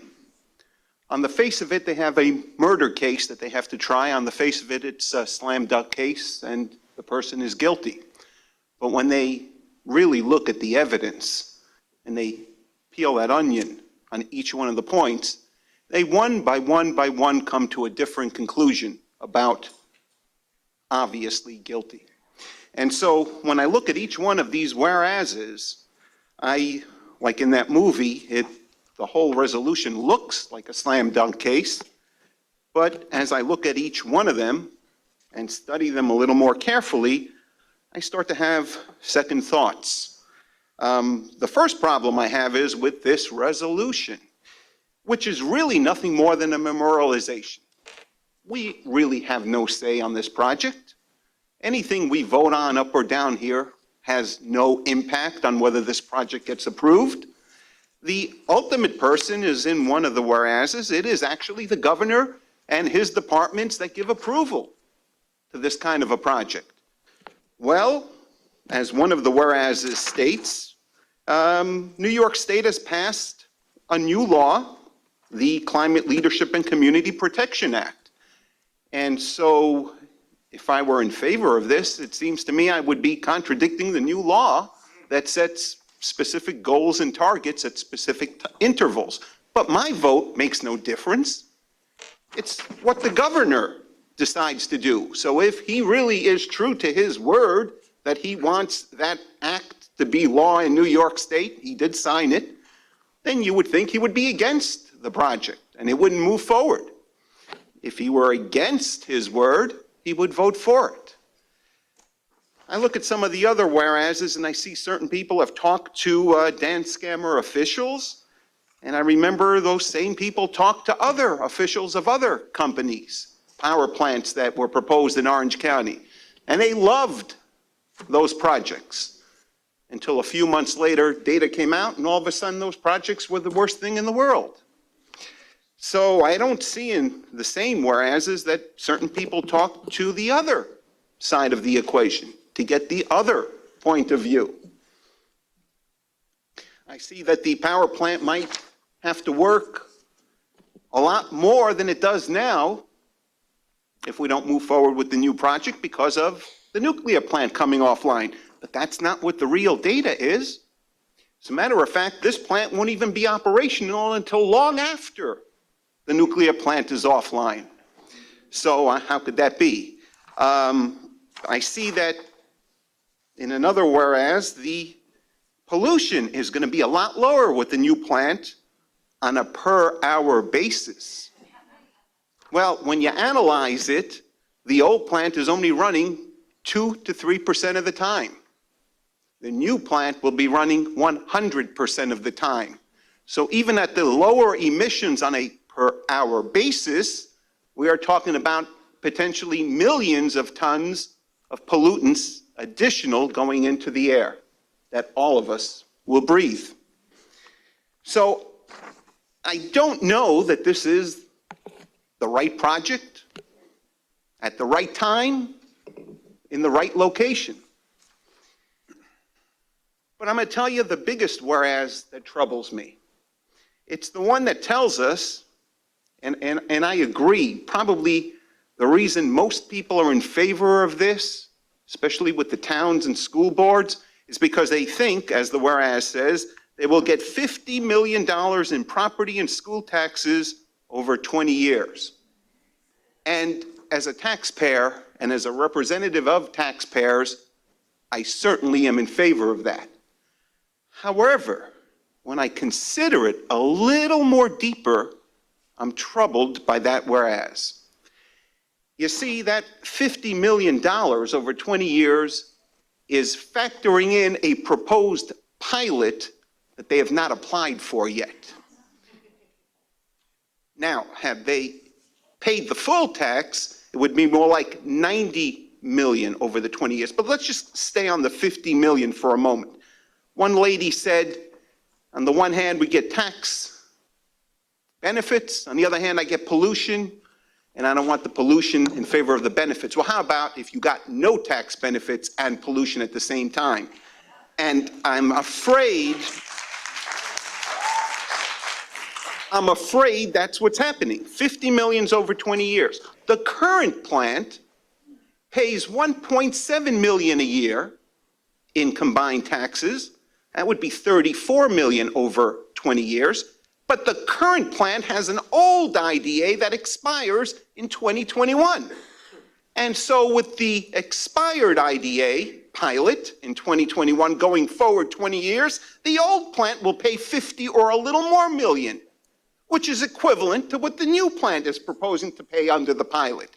So having said all that, I will make a motion that I hope after I make the motion somebody seconds, and if they do second it, I will explain the reasoning behind my motion. But I'd like to make a motion, if I can hand it out to the clerk, who can hand it out to everyone. It's a very simple motion. I would make a motion to add a second resolved, place it above the one that we currently have, and it would read, resolved that we, the Orange County Legislature, hereby support no additional IDA pilot tax breaks being granted to this project. And I hope someone seconds that.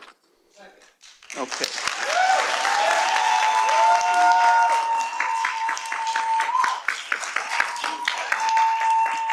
Now, if I can explain on the motion. Let's get to the point. On the motion,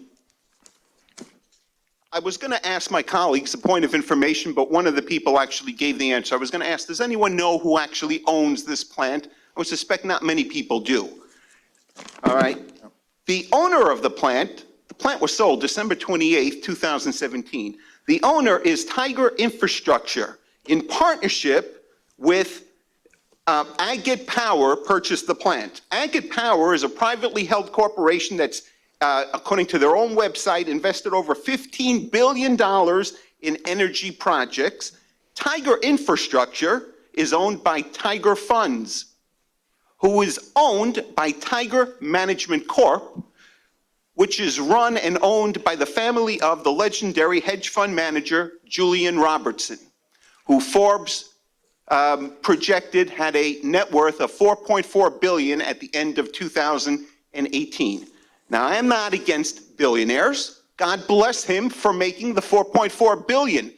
But I am against Let's get to the point on this. I am against a pilot program that gives a $40 million break to people and companies that don't need it, and I hope everyone supports the amendment. Okay, the IDA will look at that, but thank you for this unannounced resolution that you did not inform leadership at all about. You had a caucus by the men's bathroom. Mr. Chairman, I believe you're out of order. Point of order. I'm not out of order. I have every right to make a motion, sir. Thank you. You have your motion, you have your second. You had your little planned meeting by the men's bathroom with legislators Totel and Lujan to do this. Never told leadership about this, and it came totally as a surprise to us. So I hope we do away with it in short order. So we have a first and a second. Let's call the question on this right now. No discussion. Roll call. Benelli? No. Paduk?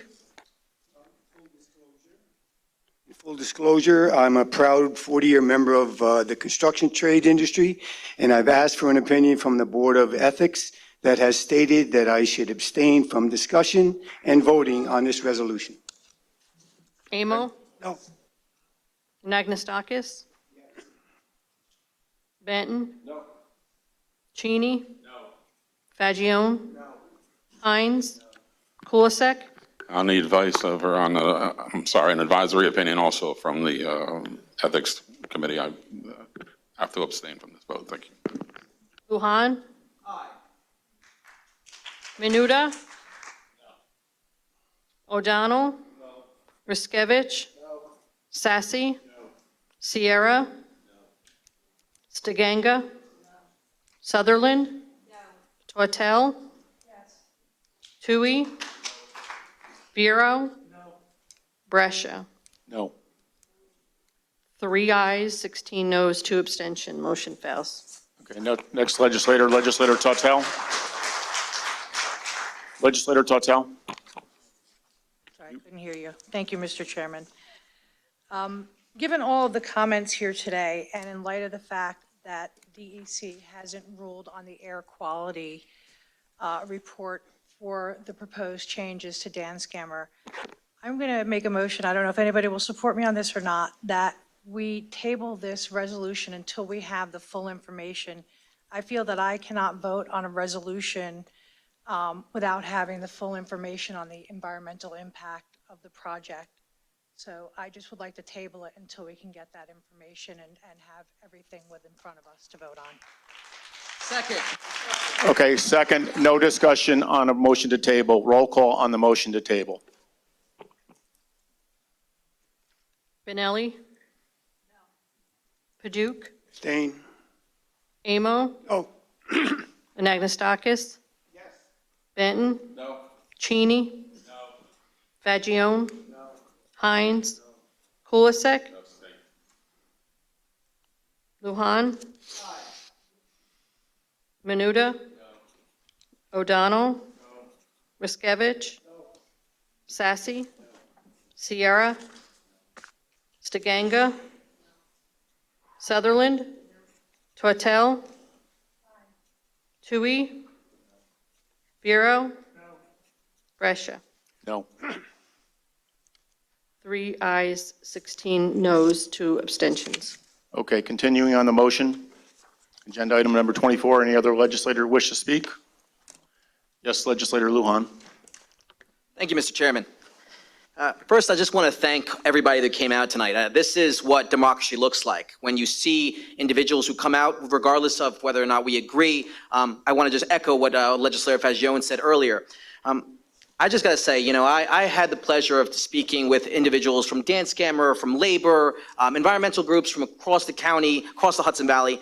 And one of the things that I noticed that, you know, and we saw it here today as well, the inconsistencies.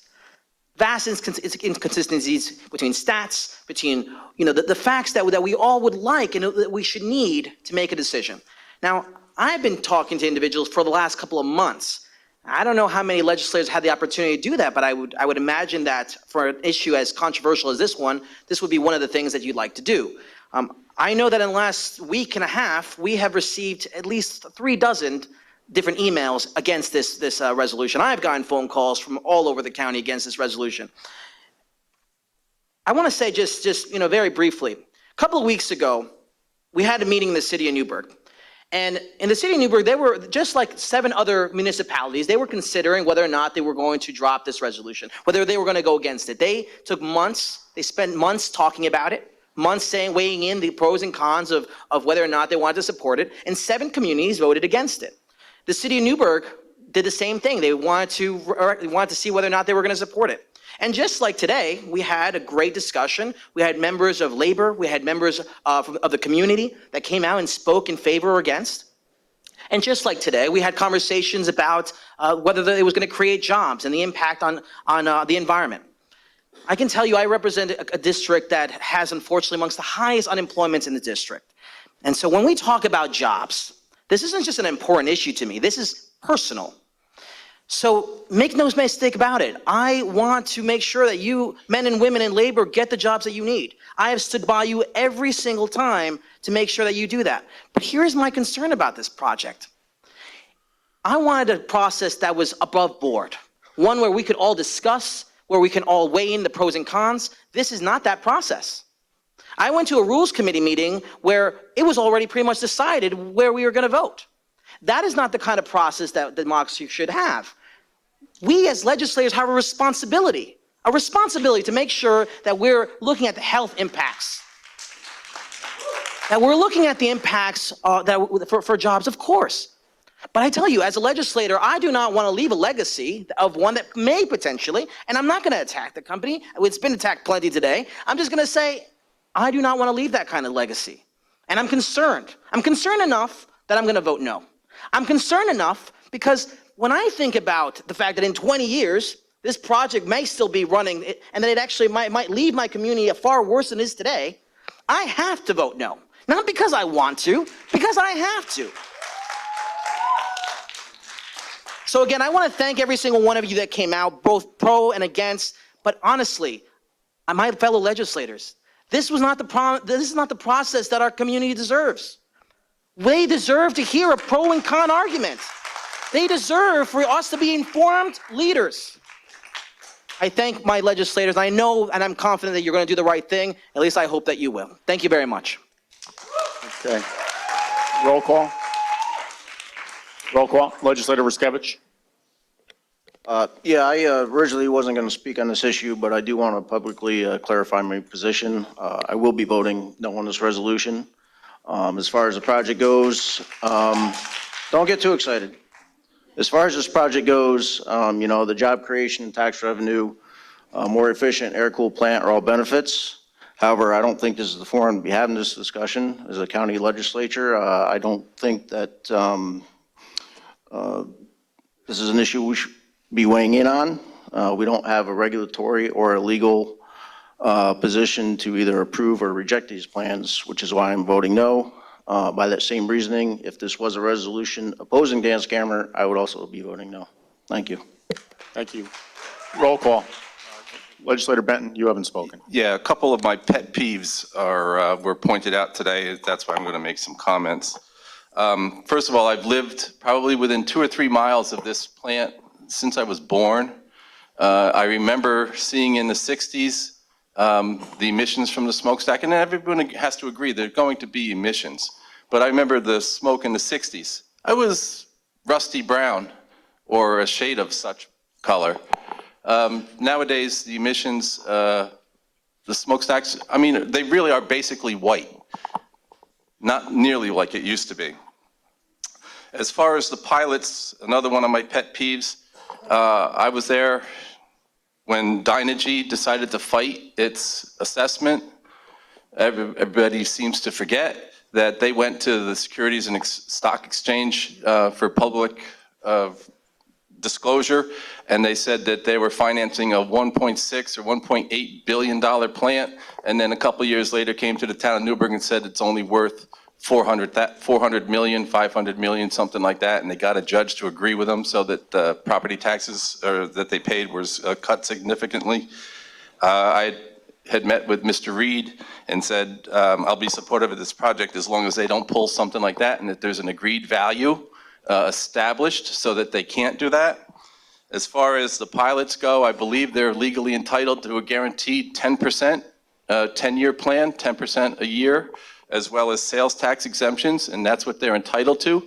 I don't think I would be in favor of them getting something like a 20 or 25-year pilot, but I'm fine with 10 or 12 or maybe 15, something like that. As far as other things that are mentioned about our air quality, I think Orange County's non-attainment is basically because we're so close to New York City, and the wind blows counterclockwise or clockwise. It blows in all directions, and it blows their air here, which makes our air worse. And as far as the clean energy sector, everybody has to be in favor of clean air, clean water, renewables and such, but obviously, they're nowhere near supplying what we're gonna need. Like the gentleman said, if we were depending on this sector, we'd be sitting here by candlelight or only able to do things in the daylight. But again, with the with the clean energy sector, you got to also realize that without government subsidies of tax breaks, funding by the government, et cetera, which again comes out of your other pocket, so to speak, when you're talking about taxes that everybody pays. Without that, nobody would be doing any of these renewables, and they really are not financially viable at the time. Everything takes time to get that way, but for now, it's not attractive to business people, and so we definitely need this plant to fill in. Okay. Please, no shouting, please. Legislator Stiganga. Legislator Trottel, you spoke. We're only going to do one legislator. Hi, I have listened very closely to what everybody has said, and over the last couple days, I have heard pros and cons and have spoken to a lot of people.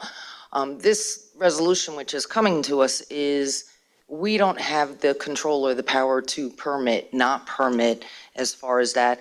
I believe that I will be supporting this. The reason being why is that this will go to the state. There will be a permit process. They have the expertise, they have the criteria. They have to make sure that this will be done correctly. And I believe in the free enterprise. I don't believe that we as a legislature here on this level, since we do not have the power to approve or disapprove this type of project or how it goes about, that we should, excuse me, that we should be putting any free enterprise out of the position of being able to continue and at least ask and put in the permits and to get the approvals. Thank you. Okay, roll call. You spoke already. Roll call. No, roll call. Roll call. Point of order, roll call. Benelli? Yes. Refrain from those comments, Legislator Lujan. Paduk? Amo? Yes. Anagnestakis? No. Benton? Yes. Cheney? No. Fagione? Yes. Hines? Kulisek? Lujan? Absolutely not. Menuda? Yes. O'Donnell? Yes. Riskevich? No. Sassy? Yes. Sierra? Stiganga? Yes. Sutherland? No. Tortel? No. Tui? Aye. Bureau? No. Brescia? Yes. 12 ayes, 7 noes, 2 abstentions. Okay, agenda item number 2.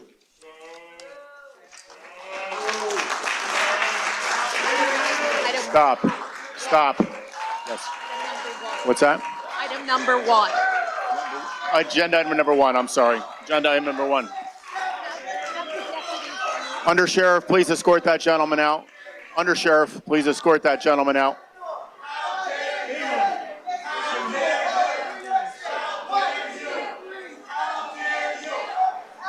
Please escort Mr. Martens out too. Please escort Mr. Martens out.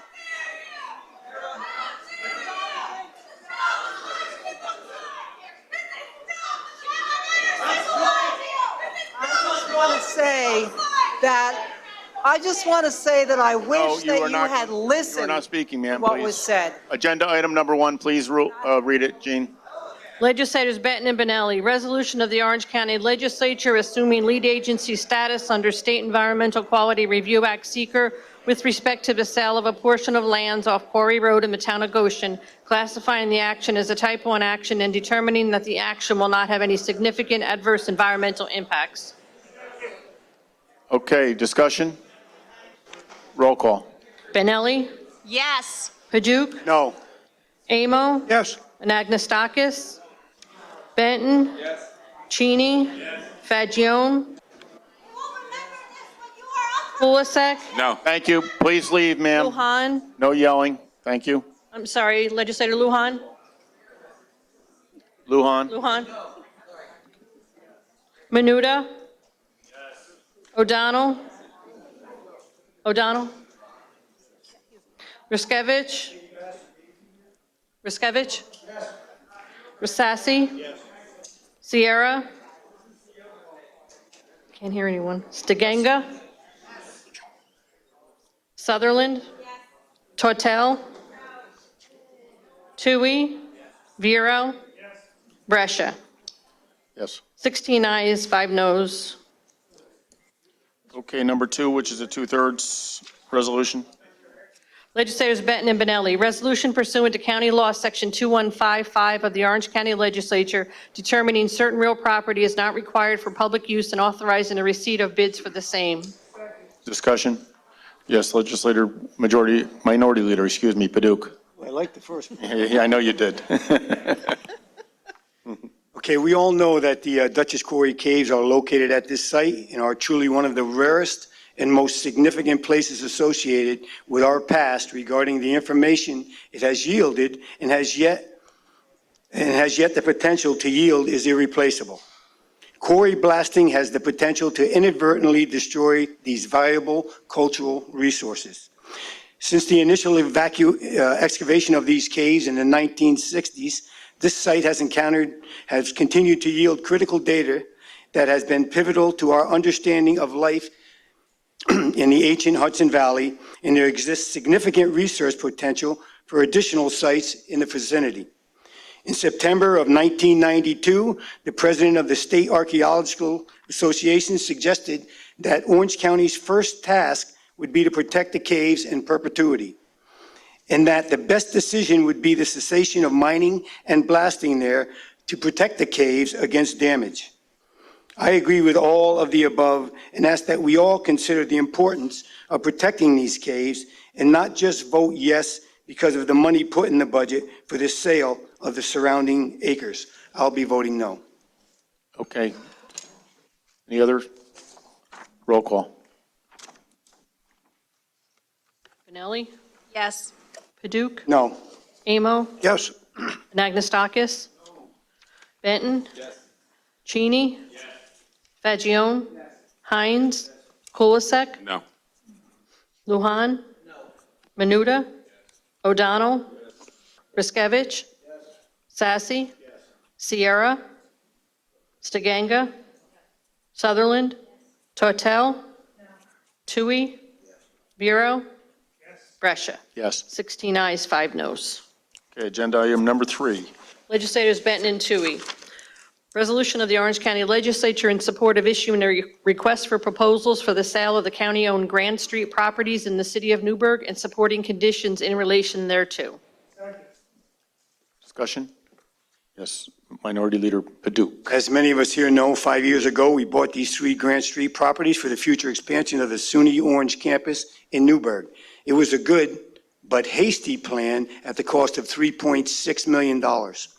It's sad that all the details about these 3 properties apparently were not discussed thoroughly and had not acknowledged that the county had the right and formally had sold the YMCA building to ARC, but that the financing of that building fell through and that the county still had the right to sell it if it wanted to. It's unfortunate that the building was to be the revenue generator for the college in the Grant Street proposal. It's sad it has come to this after the college had secured grants and private donations totaling $3.2 million and could have received another $3.2 million from matching state grants for the project.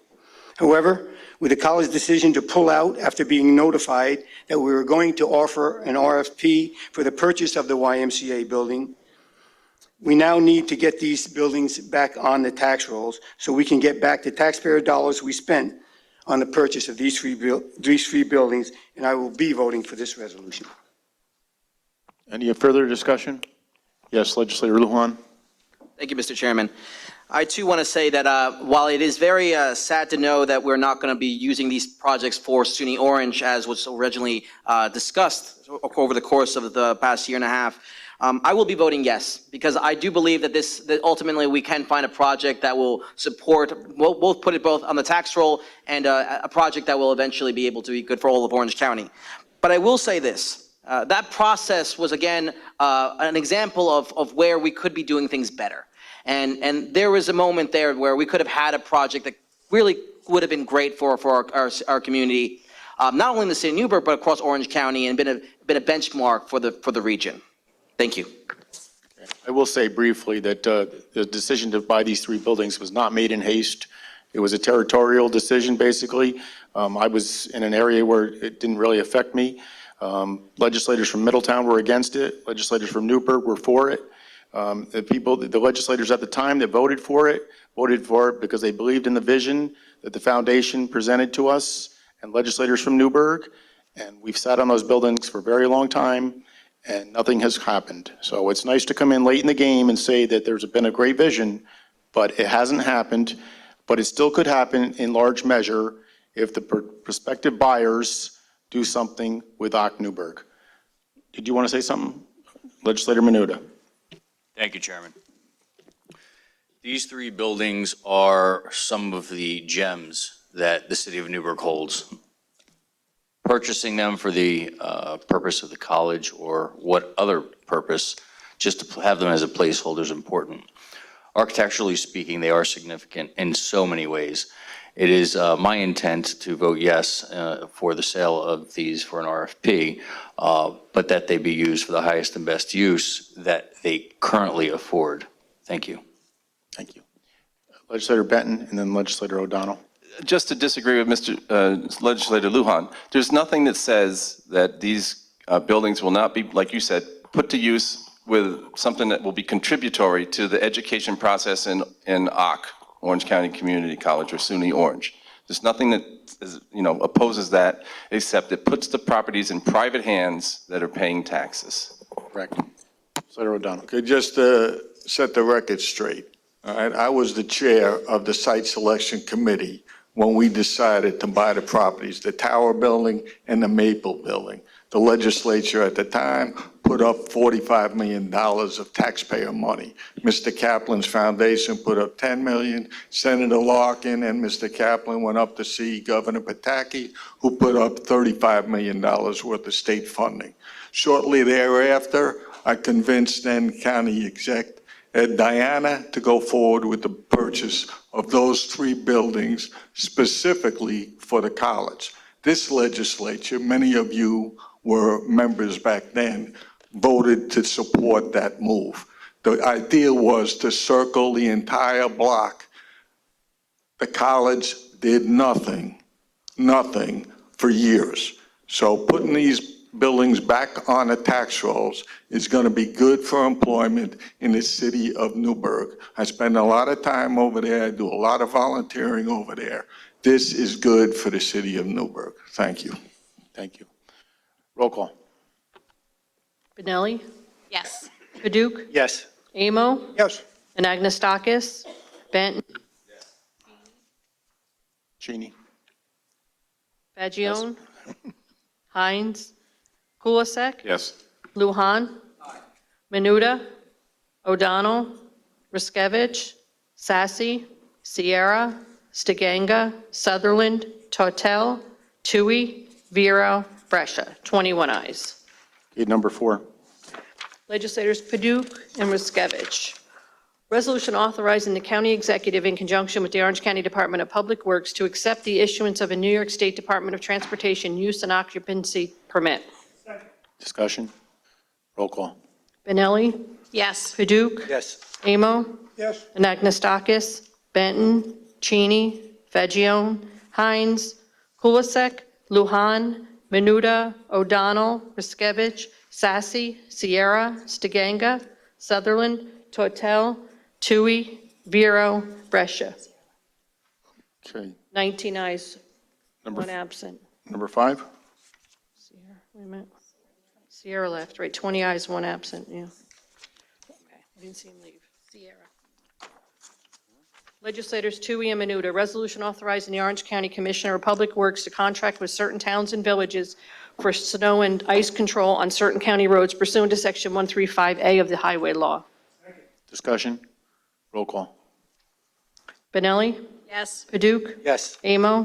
Anagnestakis? Benton? Cheney? Fagione? Hines? Kulisek? Lujan? Menuda? O'Donnell? Riskevich? Sassy? Sierra absent. Stiganga? Sutherland? Tortel? Tui? Vero? Brescia. 20 ayes. Number 6. Legislators Paduk and Tui. Resolution setting a date for a public hearing with respect to the proposal to amend local law number 4 of 2008. The public hearing would be on November 7, 2019 at 3:15. Discussion. Roll call. Benelli? Yes. Paduk? Yes. Amo? Anagnestakis? Benton? Cheney? Fagione? Hines? Kulisek? Lujan? Menuda? O'Donnell? Riskevich? Sassy? Stiganga? Sutherland? Tortel? Tui? Vero? Brescia. 20 ayes. Okay, number 7. Legislators Kulisek and Benton. Resolution of the Orange County Legislature assuming lead agency status under the State Environmental Quality Review Act seeker with respect to the modification to an existing solid waste management facility permit for Orange County Transfer Station Number 1 in the town of Goshen, classifying the action as an unlisted action and determining that the action will not have any significant adverse environmental impacts. Discussion? Roll call. Benelli? Yes. Paduk? Yes. Amo? Anagnestakis? Benton? Cheney? Fagione? Hines? Kulisek? Lujan? Menuda? O'Donnell? Riskevich? Sassy? Stiganga? Sutherland? Tortel? Tui? Vero? Brescia. 20 ayes. Okay, number 8. Legislators Kulisek and Paduk. Resolution amending Resolution Number 101 of 2019, a resolution authorizing the county executive in conjunction with the Orange County Department of Public Works, the implementation and funding of 100% of the cost of a transportation project, of which qualified costs may be reimbursed from Bridge New York funds pursuant to Section 99-H of the General Municipal Law and Section 4.09 of the Orange County Charter. Discussion? Roll call. Benelli? Yes. Paduk? Yes. Amo? Anagnestakis? Benton? Cheney? Fagione? Hines? Kulisek? Lujan? Menuda? O'Donnell? Riskevich? Sassy? Stiganga? Sutherland? Tortel? Tui? Vero? Brescia. 20 ayes. Okay, number 9. Legislators Kulisek and Menuda. Resolution authorizing the county executive in conjunction with the Orange County Department of Parks, Recreation, and Conservation to accept and appropriate grant funds from the New York State Department of Environmental Conservation. Discussion? Did you second, John? Okay. Discussion? Roll call. That's all Benelli? right. I do that once in a while, too. Paduk? Yes. Amo? Anagnestakis? Benton? Cheney? Fagione? Hines? Kulisek? Lujan? Menuda? O'Donnell? Riskevich? Sassy? Stiganga? Sutherland? Tortel? Tui? Vero? Brescia. 20 ayes. Okay, number 10, supermajority. Legislators Menuda, Riskevich, Benton, and Paduk, amending bond resolution dated October 3rd, 2019, amending the bond resolution adopted December 3rd, 2015, in relation to the construction of drinking water system improvements to the county-owned Thomas Bull Memorial Park. Discussion? Roll call. Benelli? Yes. Paduk? Yes. Amo? Yes. Anagnestakis? Benton? Cheney? Fagione? Hines? Kulisek? Lujan? Menuda? O'Donnell? Riskevich? Sassy? Stiganga? Sutherland? Tortel? Tui? Vero? Brescia? Yes. 18 ayes, 18 ayes, 2 noes. Okay, number 11. Legislators Kulisek and Benton, amending bond resolution dated October 3rd, 2019, amending the bond resolution adopted November 1st, 2018, in relation to the construction of improvements to the county-owned Algonquin Park dams. Discussion? I just want to say something that was brought up to me last night. There were about 3 residents that complained to a town councilman in Newburgh that, I guess the pond is drained there, and to maybe look at dredging. I know it's kind of short notice, but I don't believe it's been dredged in 30 years. So Barry, maybe you could take that up at physical, even though we have budget, as a possible semi-dredging. I know it's an expensive process, but. It was discussed at physical, and the discussion revolved around trying to get some of the garbage that's at least in there out of there. Dredging would be a pretty substantial cost, but we can address it with Department of Public Works. Okay, if you do that, I would appreciate it. So, yes, Legislator Benton. Yes, I know several council people have been contacted, as well as myself, about the tires and the garbage and other debris that's on the bottom of the lake there. But dredging, I don't think is at all feasible, because you'd be amazed, I think, what DEC permits and how long it would take you to get permission to do any sort of dredging. I know it's like ridiculous to ask for dredging of the Hudson River to put in a marina. So yeah, I would think it would be similar, if not worse, since it's a public park and area. Okay, thanks. Legislator Kulisek. Yes, I think at committee we were assured that the garbage would be removed by Commissioner Brooks. But the dredging, of course, is another very expensive proposition. And DEC requirements of where that goes when it leaves the pond bed think last time it had to stay on the property, and they filled in a bunch of ravines with it. I'll have to talk with the fellow who was the town historian and lived across the street at the time. So. Okay, I know it's near and dear to yours and Legislator Benton's concerns, so I'll relay that. Thank you, Chairman Cheney. Roll call. Benelli? Yes. Paduk? Yes. Amo? Yes. Anagnestakis? Benton? Cheney? Fagione? Hines? Kulisek? Lujan? Menuda? O'Donnell? Riskevich? Sassy? Stiganga? Sutherland? Tortel? Tui? Vero? Brescia. 20 ayes. Number 12. Legislators Riskevich and Tui. Resolution of the Orange County Legislature giving notice of intent to assume lead agency status under State Environmental Quality Review Act seeker with respect to the replacement of Bank Street Bridge in the Village of Warwick and making a preliminary determination that this project will be classified as an unlisted action. Discussion. Roll call. Benelli? Yes. Paduk? Yes. Amo? Yes. Anagnestakis? Benton? Cheney? Fagione? Hines? Kulisek? Lujan? Menuda? O'Donnell? Riskevich? Sassy? Stiganga? Sutherland? Tortel? Tui? Vero? Brescia. 20 ayes. Okay, number 13. Legislators Riskevich, Legislators Riskevich, Tui, Benton, and Menuda. Bond resolution dated October 3rd, 2019. Bond resolution of the County of Orange, New York, authorizing the preparation of surveys, preliminary and detailed plans, specifications, and estimates necessary for the replacement of the county-owned Bank Street Bridge in the Village of Warwick, stating the estimated maximum cost thereof is $50,000, appropriating said amount therefore, and authorizing the issuance of 50,000 bonds of the county to pay the cost thereof. Discussion. Roll call. Benelli? Yes. Paduk? Yes. Amo? Anagnestakis? Benton? Cheney? Fagione? Hines? Kulisek? Lujan? Menuda? O'Donnell? Riskevich? Sassy? Stiganga? Sutherland? Tortel? Tui? Vero? Brescia. 20 ayes. Okay, number 14. Legislators Benelli and Tui. Resolution of the Orange County Legislature assuming lead agency status under the State Environmental Review Act seeker with respect to the replacement of Board Bridge in the town of Blooming Grove, classifying the action as unlisted action and determining that the action will not have any significant adverse environmental impacts. Okay, Stiganga added. She's the only one today that has asked to be added to any resolution, I believe. O'Donnell, because you represent. Okay, O'Donnell too. Roll call. Benelli? Yes. Paduk? Yes. Amo? Yes. Anagnestakis? Benton? Cheney? Fagione? Hines? Kulisek? Lujan? Menuda? O'Donnell? Riskevich? Sassy? Stiganga? Sutherland? Tortel? Tui? Vero? Brescia. 20 ayes. Plus you have that little piece of Blooming Grove too, right? Okay, 15.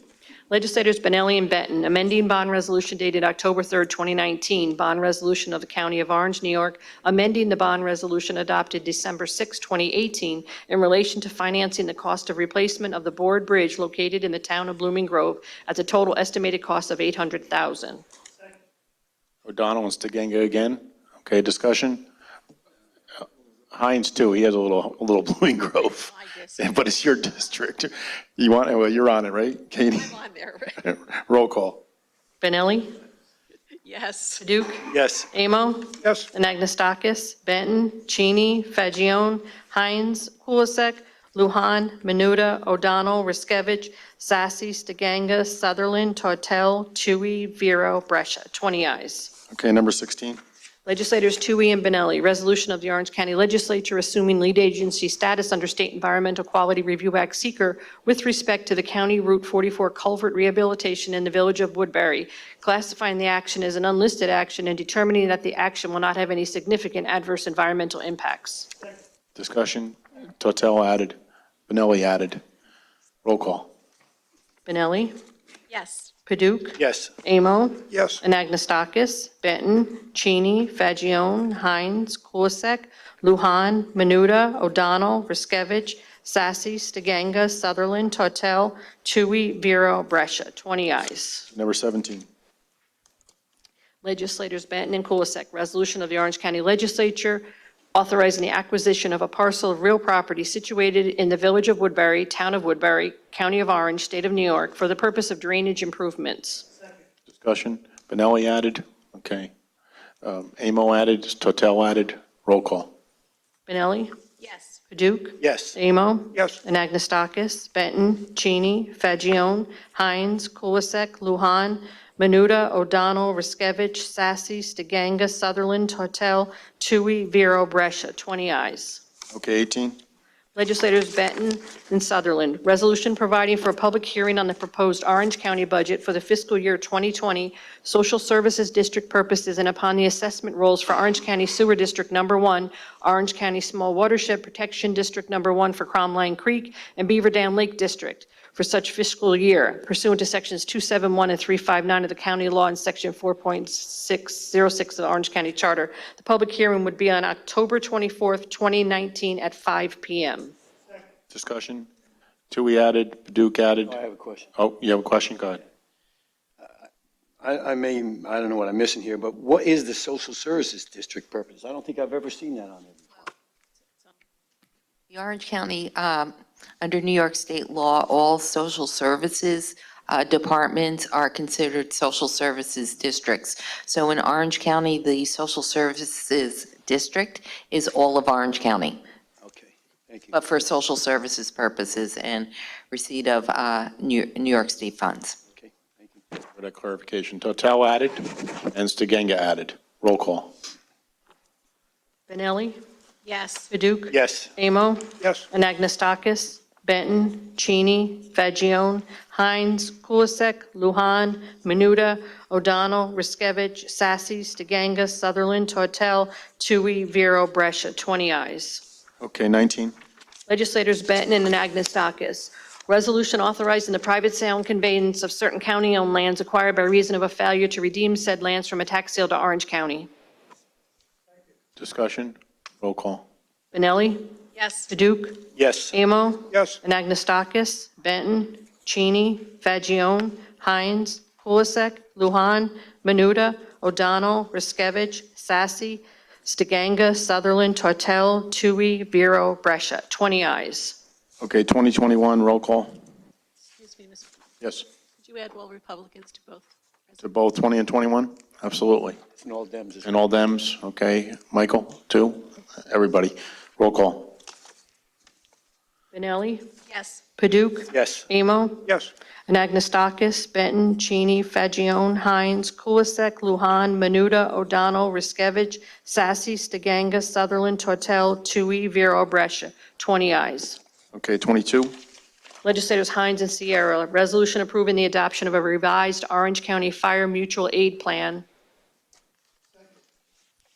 Vero added, Kulisek added, Fagion added, Totel added, Stiganga added. Roll call. And Sutherland. Roll call. Benelli? Yes. Paduk? Yes. Amo? Yes. Anagnestakis? Benton? Cheney? Fagion? Hines? Kulisek? Lujan? Menuda? O'Donnell? Riskevich? Sassy? Stiganga? Sutherland? Tortel? Tui? Vero? Brescia. 20 ayes. Okay, number 23. Legislators Cheney and Fagion, resolution of the Orange County Legislature requesting the New York State Commissioner of Public Health to extend the implementation date of statutory changes to the definition of elevated blood lead level, and for New York State to provide funding to counties for said changes. Benelli added, Amo, all Republicans, Independents, and Democrats. Okay. Roll call. Benelli? Yes. Paduk? Yes. Amo? Yes. Anagnestakis? Benton? Cheney? Fagion? Hines? Kulisek? Lujan? Menuda? O'Donnell? Riskevich? Sassy? Stiganga? Sutherland? Tortel? Tui? Vero? Brescia. 20 ayes. Okay, number 25. Yes. Yes, you can. So we added 22. 25. Legislators Paduk and Hines, resolution of the Orange County Legislature opposing Governor Cuomo's proposed regulations requiring new license plates and fees. Discussion. All Republicans, okay. All Dems. All Dems, and Joseph Menuda for bringing this. You want to say something or no? Yes, and Tui, you're already added. Amo added too. Okay. Go ahead, Joe. It's your baby. Chairman, thank you. Thank you for allowing me to bring this before the legislature. I would like to, first of all, thank Spectrum News for having brought this to my attention many weeks ago. This resolution, which came forth from Fulton County, through a Senator James Tedisco, who brought it to their attention. Other counties, such as Rensselaer County, have also come on board with this. What this was essentially a money grab from the governor's office. A purported $2.3 million to actually create the plates and $70 million in revenue windfall to the state. I would really like to see the state tax through normal means rather than these types of means that the general public understands what they're going to be taxed on rather than continuing to dip into their pockets as this does. I am very proud to be able to bring this to the legislature and to put this on Governor Cuomo's desk to say, as counties, we are not going to continue with these continued mandates that are unfunded, as well as these money grabs, simply so they can balance their budget and put it all on us to explain to our constituents. So thank you for the time in this, and I appreciate it. Thank you. Yes, Legislator Anagnostakis. Thank you, Mr. Chairman. It's a great resolution. I'm glad that we're bringing it forward, but just point of information, the governor has backed down on this plan. We know that. Okay. We want to send a message anyway. I just want to make sure everybody knew that. This is a stopgap so that in case they decide to flip-flop again, at least we're on the record. Got it. Thank you. Roll call. Benelli? Yes. Paduk? Yes. Amo? Yes. Anagnestakis? Benton? Cheney? Fagione? Hines? Kulisek? Lujan? Menuda? O'Donnell? Riskevich? Sassy? Stiganga? Sutherland? Tortel? Tui? Vero? Brescia. 20 ayes. Okay, number 26.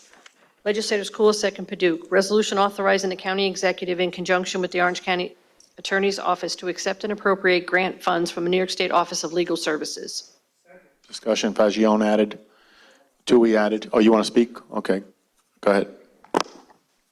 Chairman, I don't want to be added. I'd just like to add these comments that in the upcoming budget season, just keep in mind, this is $23.8 million over 5 years that the state of New York has allocated for these legal services. Keep that in mind in the Public Safety Committee, as well as in the overall budget, that the state has decided that district attorneys across New York State will receive zero funding for the new crime bills and the mass exodus we will see of those who are in jails and prisons throughout our state. So just keep that in mind through the budget season. This is $23.8 million over 5 years from the state and zero for district attorneys. Thank you, Chairman. Thank you, Legislator Fagione. Stiganga, did you want to be added? I thought it, no? Okay. Roll call. Benelli? Yes. Paduk? Yes. Amo? Anagnestakis? Benton? Cheney? Fagione? Hines? Kulisek? Lujan? Menuda? O'Donnell? Riskevich? Sassy? Stiganga? Sutherland? Tortel? Tui? Vero? Brescia. 20 ayes. And number 27. Legislators Benelli and Kulisek, resolution confirming the appointment by the county executive to the Orange County Board of Ethics. Discussion. Tortel added. Hines added. Roll call. Benelli? Donald added or no? Yes, it is. It is. All right, roll call. Benelli? Yes. Paduk? Yes. Amo? Anagnestakis? Benton? Cheney? Fagione? Hines? Kulisek? Lujan? Menuda? O'Donnell? Riskevich? Sassy? Stiganga? Sutherland? Tortel? Tui? Vero? Brescia. 20 ayes. 28. Legislators Tui, O'Donnell, Amo, and Benelli. Resolution of the Orange County Legislature in support of Senate Bill Number S-6531 and Assembly Bill Number A-2836A, amending the public health law and insurance law to provide registration and licensure of pharmacy benefit managers in New York State. Yes. Please add All Republicans, okay. Legislator Anagnostakis. Thank you, Mr. Chairman. Do not put me on as a sponsor. In working on Senator Skoufis's staff in our investigation on this, we're happy that we concluded the investigation with a lot of laws passed. So although I am in support. Somebody leave a phone here or something? I hope it's a phone. Jeez.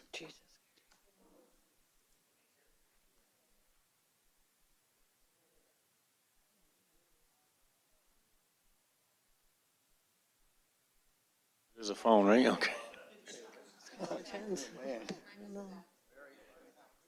Check it out. Bring the bomb squad.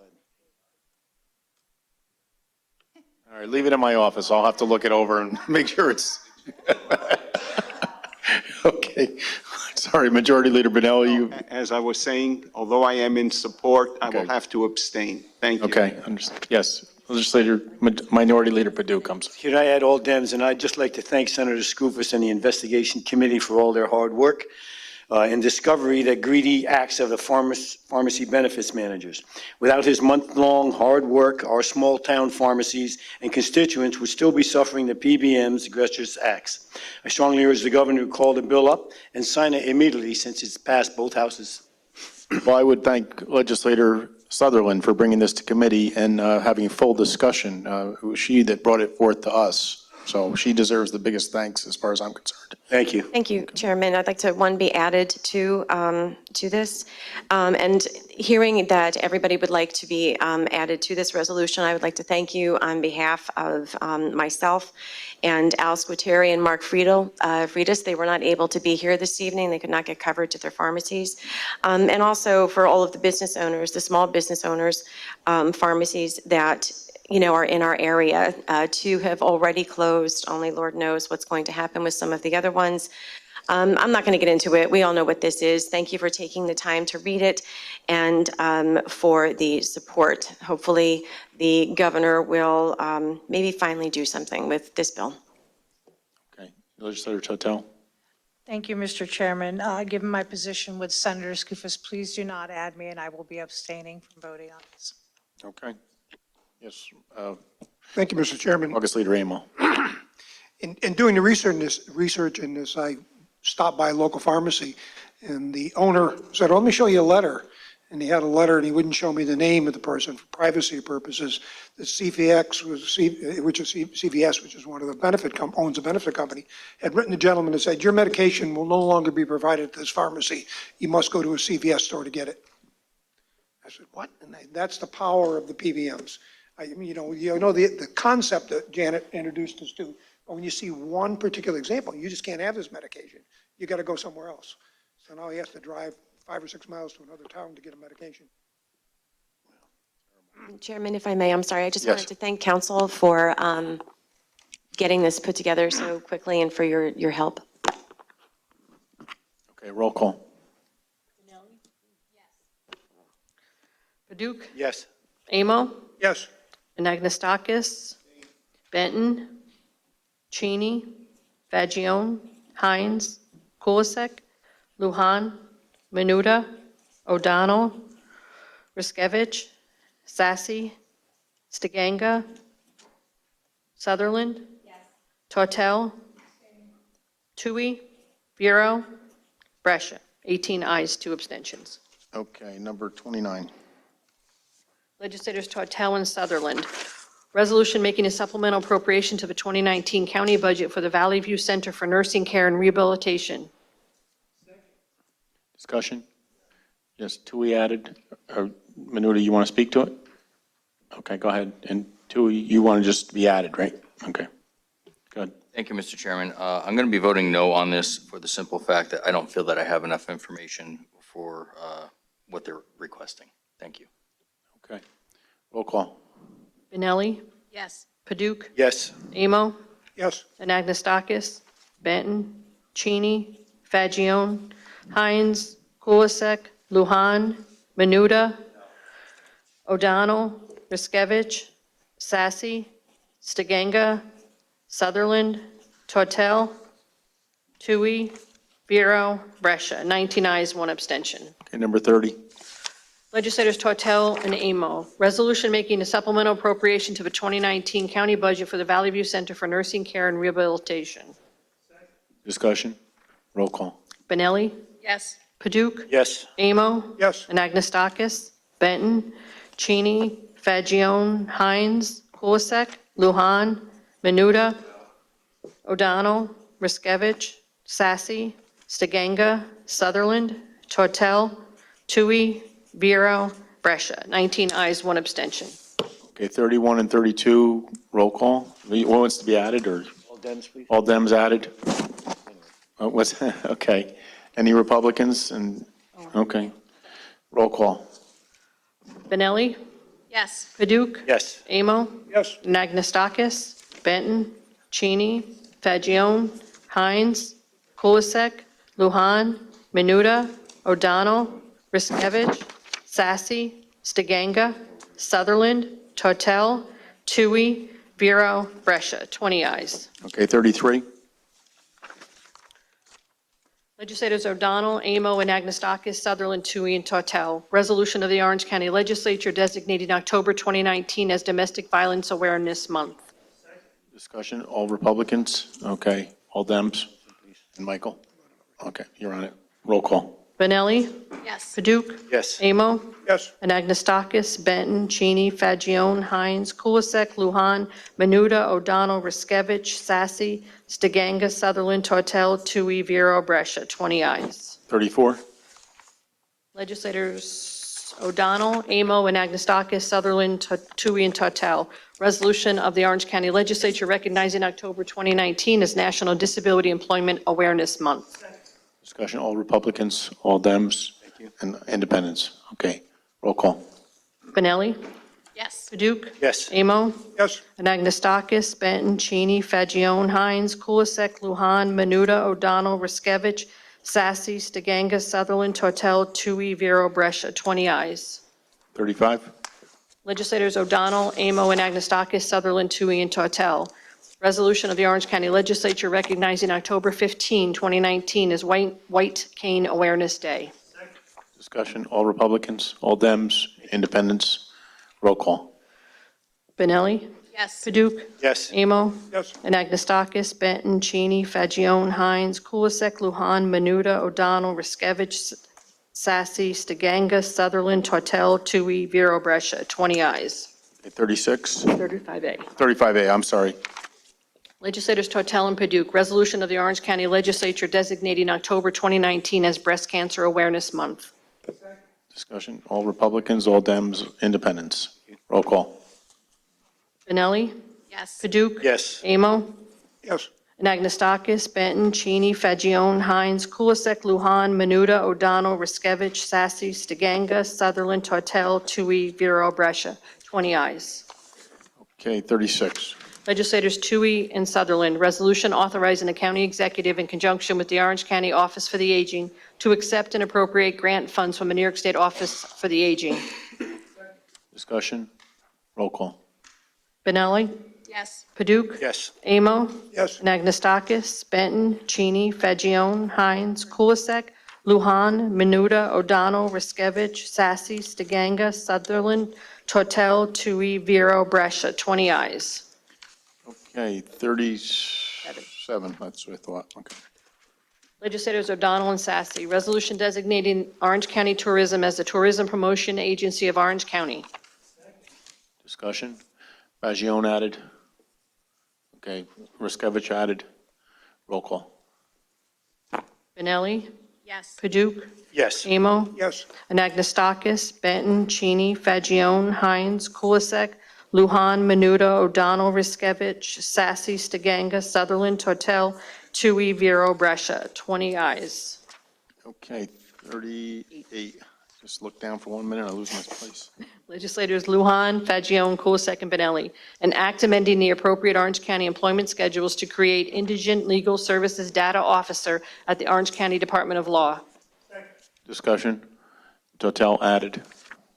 And discussion, go ahead. We hear a lot about unfunded mandates. It's nice to hear that this is being paid for, this position, by a grant position and will be terminated when the grant runs out.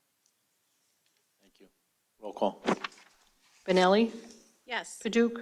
Amo? Yes. Anagnestakis, Benton, Cheney, Fagion, Hines, Kulisek, Lujan, Menuda, O'Donnell, Riskevich, Sassy, Stiganga, Sutherland, Tortel, Tui, Vero, Brescia. 20 ayes. 39. Legislators Lujan, Benton, Tortel, and Sutherland. An act amending the appropriate Orange County employment schedules to reallocate employment and training director at the Employment and Training Administration. Discussion, Bureau added. Roll call. Benelli? Yes. Paduk? Yes. Amo. Yes. Anagnestakis, Benton, Cheney, Fagione, Hines, Corsick, Lujan, Menuda, O'Donnell, Riskevich, Sassy, Stiganga, Sutherland, Tortel, Tui, Vero, Brescia. 20 ayes. 40. Legislators Tortel, Sierra, and Stiganga. An act amending the appropriate Orange County employment schedules to reclassify secretary and administrative assistant to senior secretary and administrative assistant at the Orange County Department of Emergency Services. Discussion. Bureau added. Roll call. Benelli? Yes. Paduk? Yes. Amo? Yes. Anagnestakis, Benton, Cheney, Fagione, Hines, Kulisek, Lujan, Menuda, O'Donnell, Riskevich, Sassy, Stiganga, Sutherland, Tortel, Tui, Vero, Brescia. 20 ayes. And number 41. Legislators Stiganga, Sierra, Benton, and Benelli. An act amending the appropriate Orange County employment schedules to reallocate Director of Real Property Tax Services at the Department of Finance, Division of Real Property Tax Service Agency. Discussion. Roll call. Benelli? Yes. Paduk? Yes. Amo? Yes. Anagnestakis, Benton, Cheney, Fagione, Hines, Kulisek, Lujan, Menuda, O'Donnell, Riskevich, Sassy, Stiganga, Sutherland, Tortel, Tui, Vero, Brescia. 20 ayes, Mr. Chairman, and the desk is clear. Okay, Animal, you're up.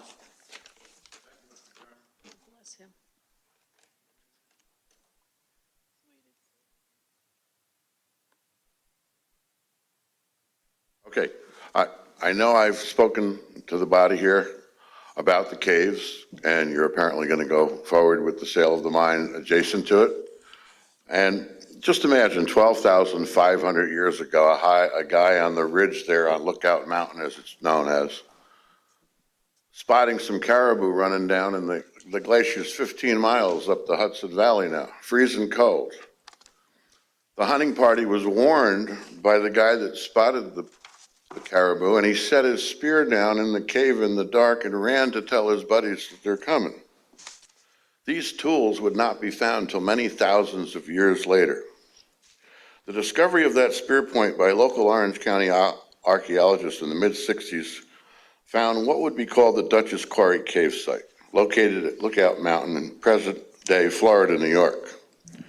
The United States Department of Interior National Register of Historic Places 1994 narrative statement of significance, Section 8, page 1, says, the Dutchess Quarry Caves and Goshen Quarry numbers 2 to 5 have made a significant contribution to our understanding of the resource procurement. The caves, with their record of utilization beginning in the early Holocene, have provided dated Paleo-Indian materials that have served as an essential link in the development of regional settlement models for post-Pleistocene northeastern North America. Faunal materials from caves 1 and 8 are providing important clues to substance resources and paleo-environmental conditions. Chert quarry features like Goshen Quarry 3 are adding to our understanding of how prehistoric people exploited geological resources in order to obtain raw materials needed for toolmaking.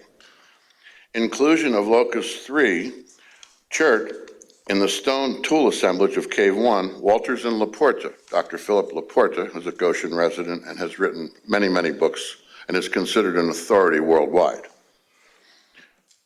The letters, May 12th through 13th, 1993, has cemented the association between the caves and the Chert Quarry features. Since the initial exploration of the cave in the mid-1960s, the area has yielded data and has been a source of scientific debate and pivotal importance to our understanding of prehistory recognition of new features. This room is about 100 feet long. Right now, the proposal is to make a buffer around the caves, whatever happens to the mine, whoever the new owners or operators are. Mr. Chairman, would you feel comfortable sitting in your chair there while they're blasting 100 feet away? Okay, so what we need to do, and I'll continue this out, I hope I don't run out of time. Given that several of the sites, quarry blasting has the potential to inadvertently destroy these valuable cultural resources. We strongly encourage the county to consider how blasting may affect these sites as part of their review. This is from the Division of Historic Preservation.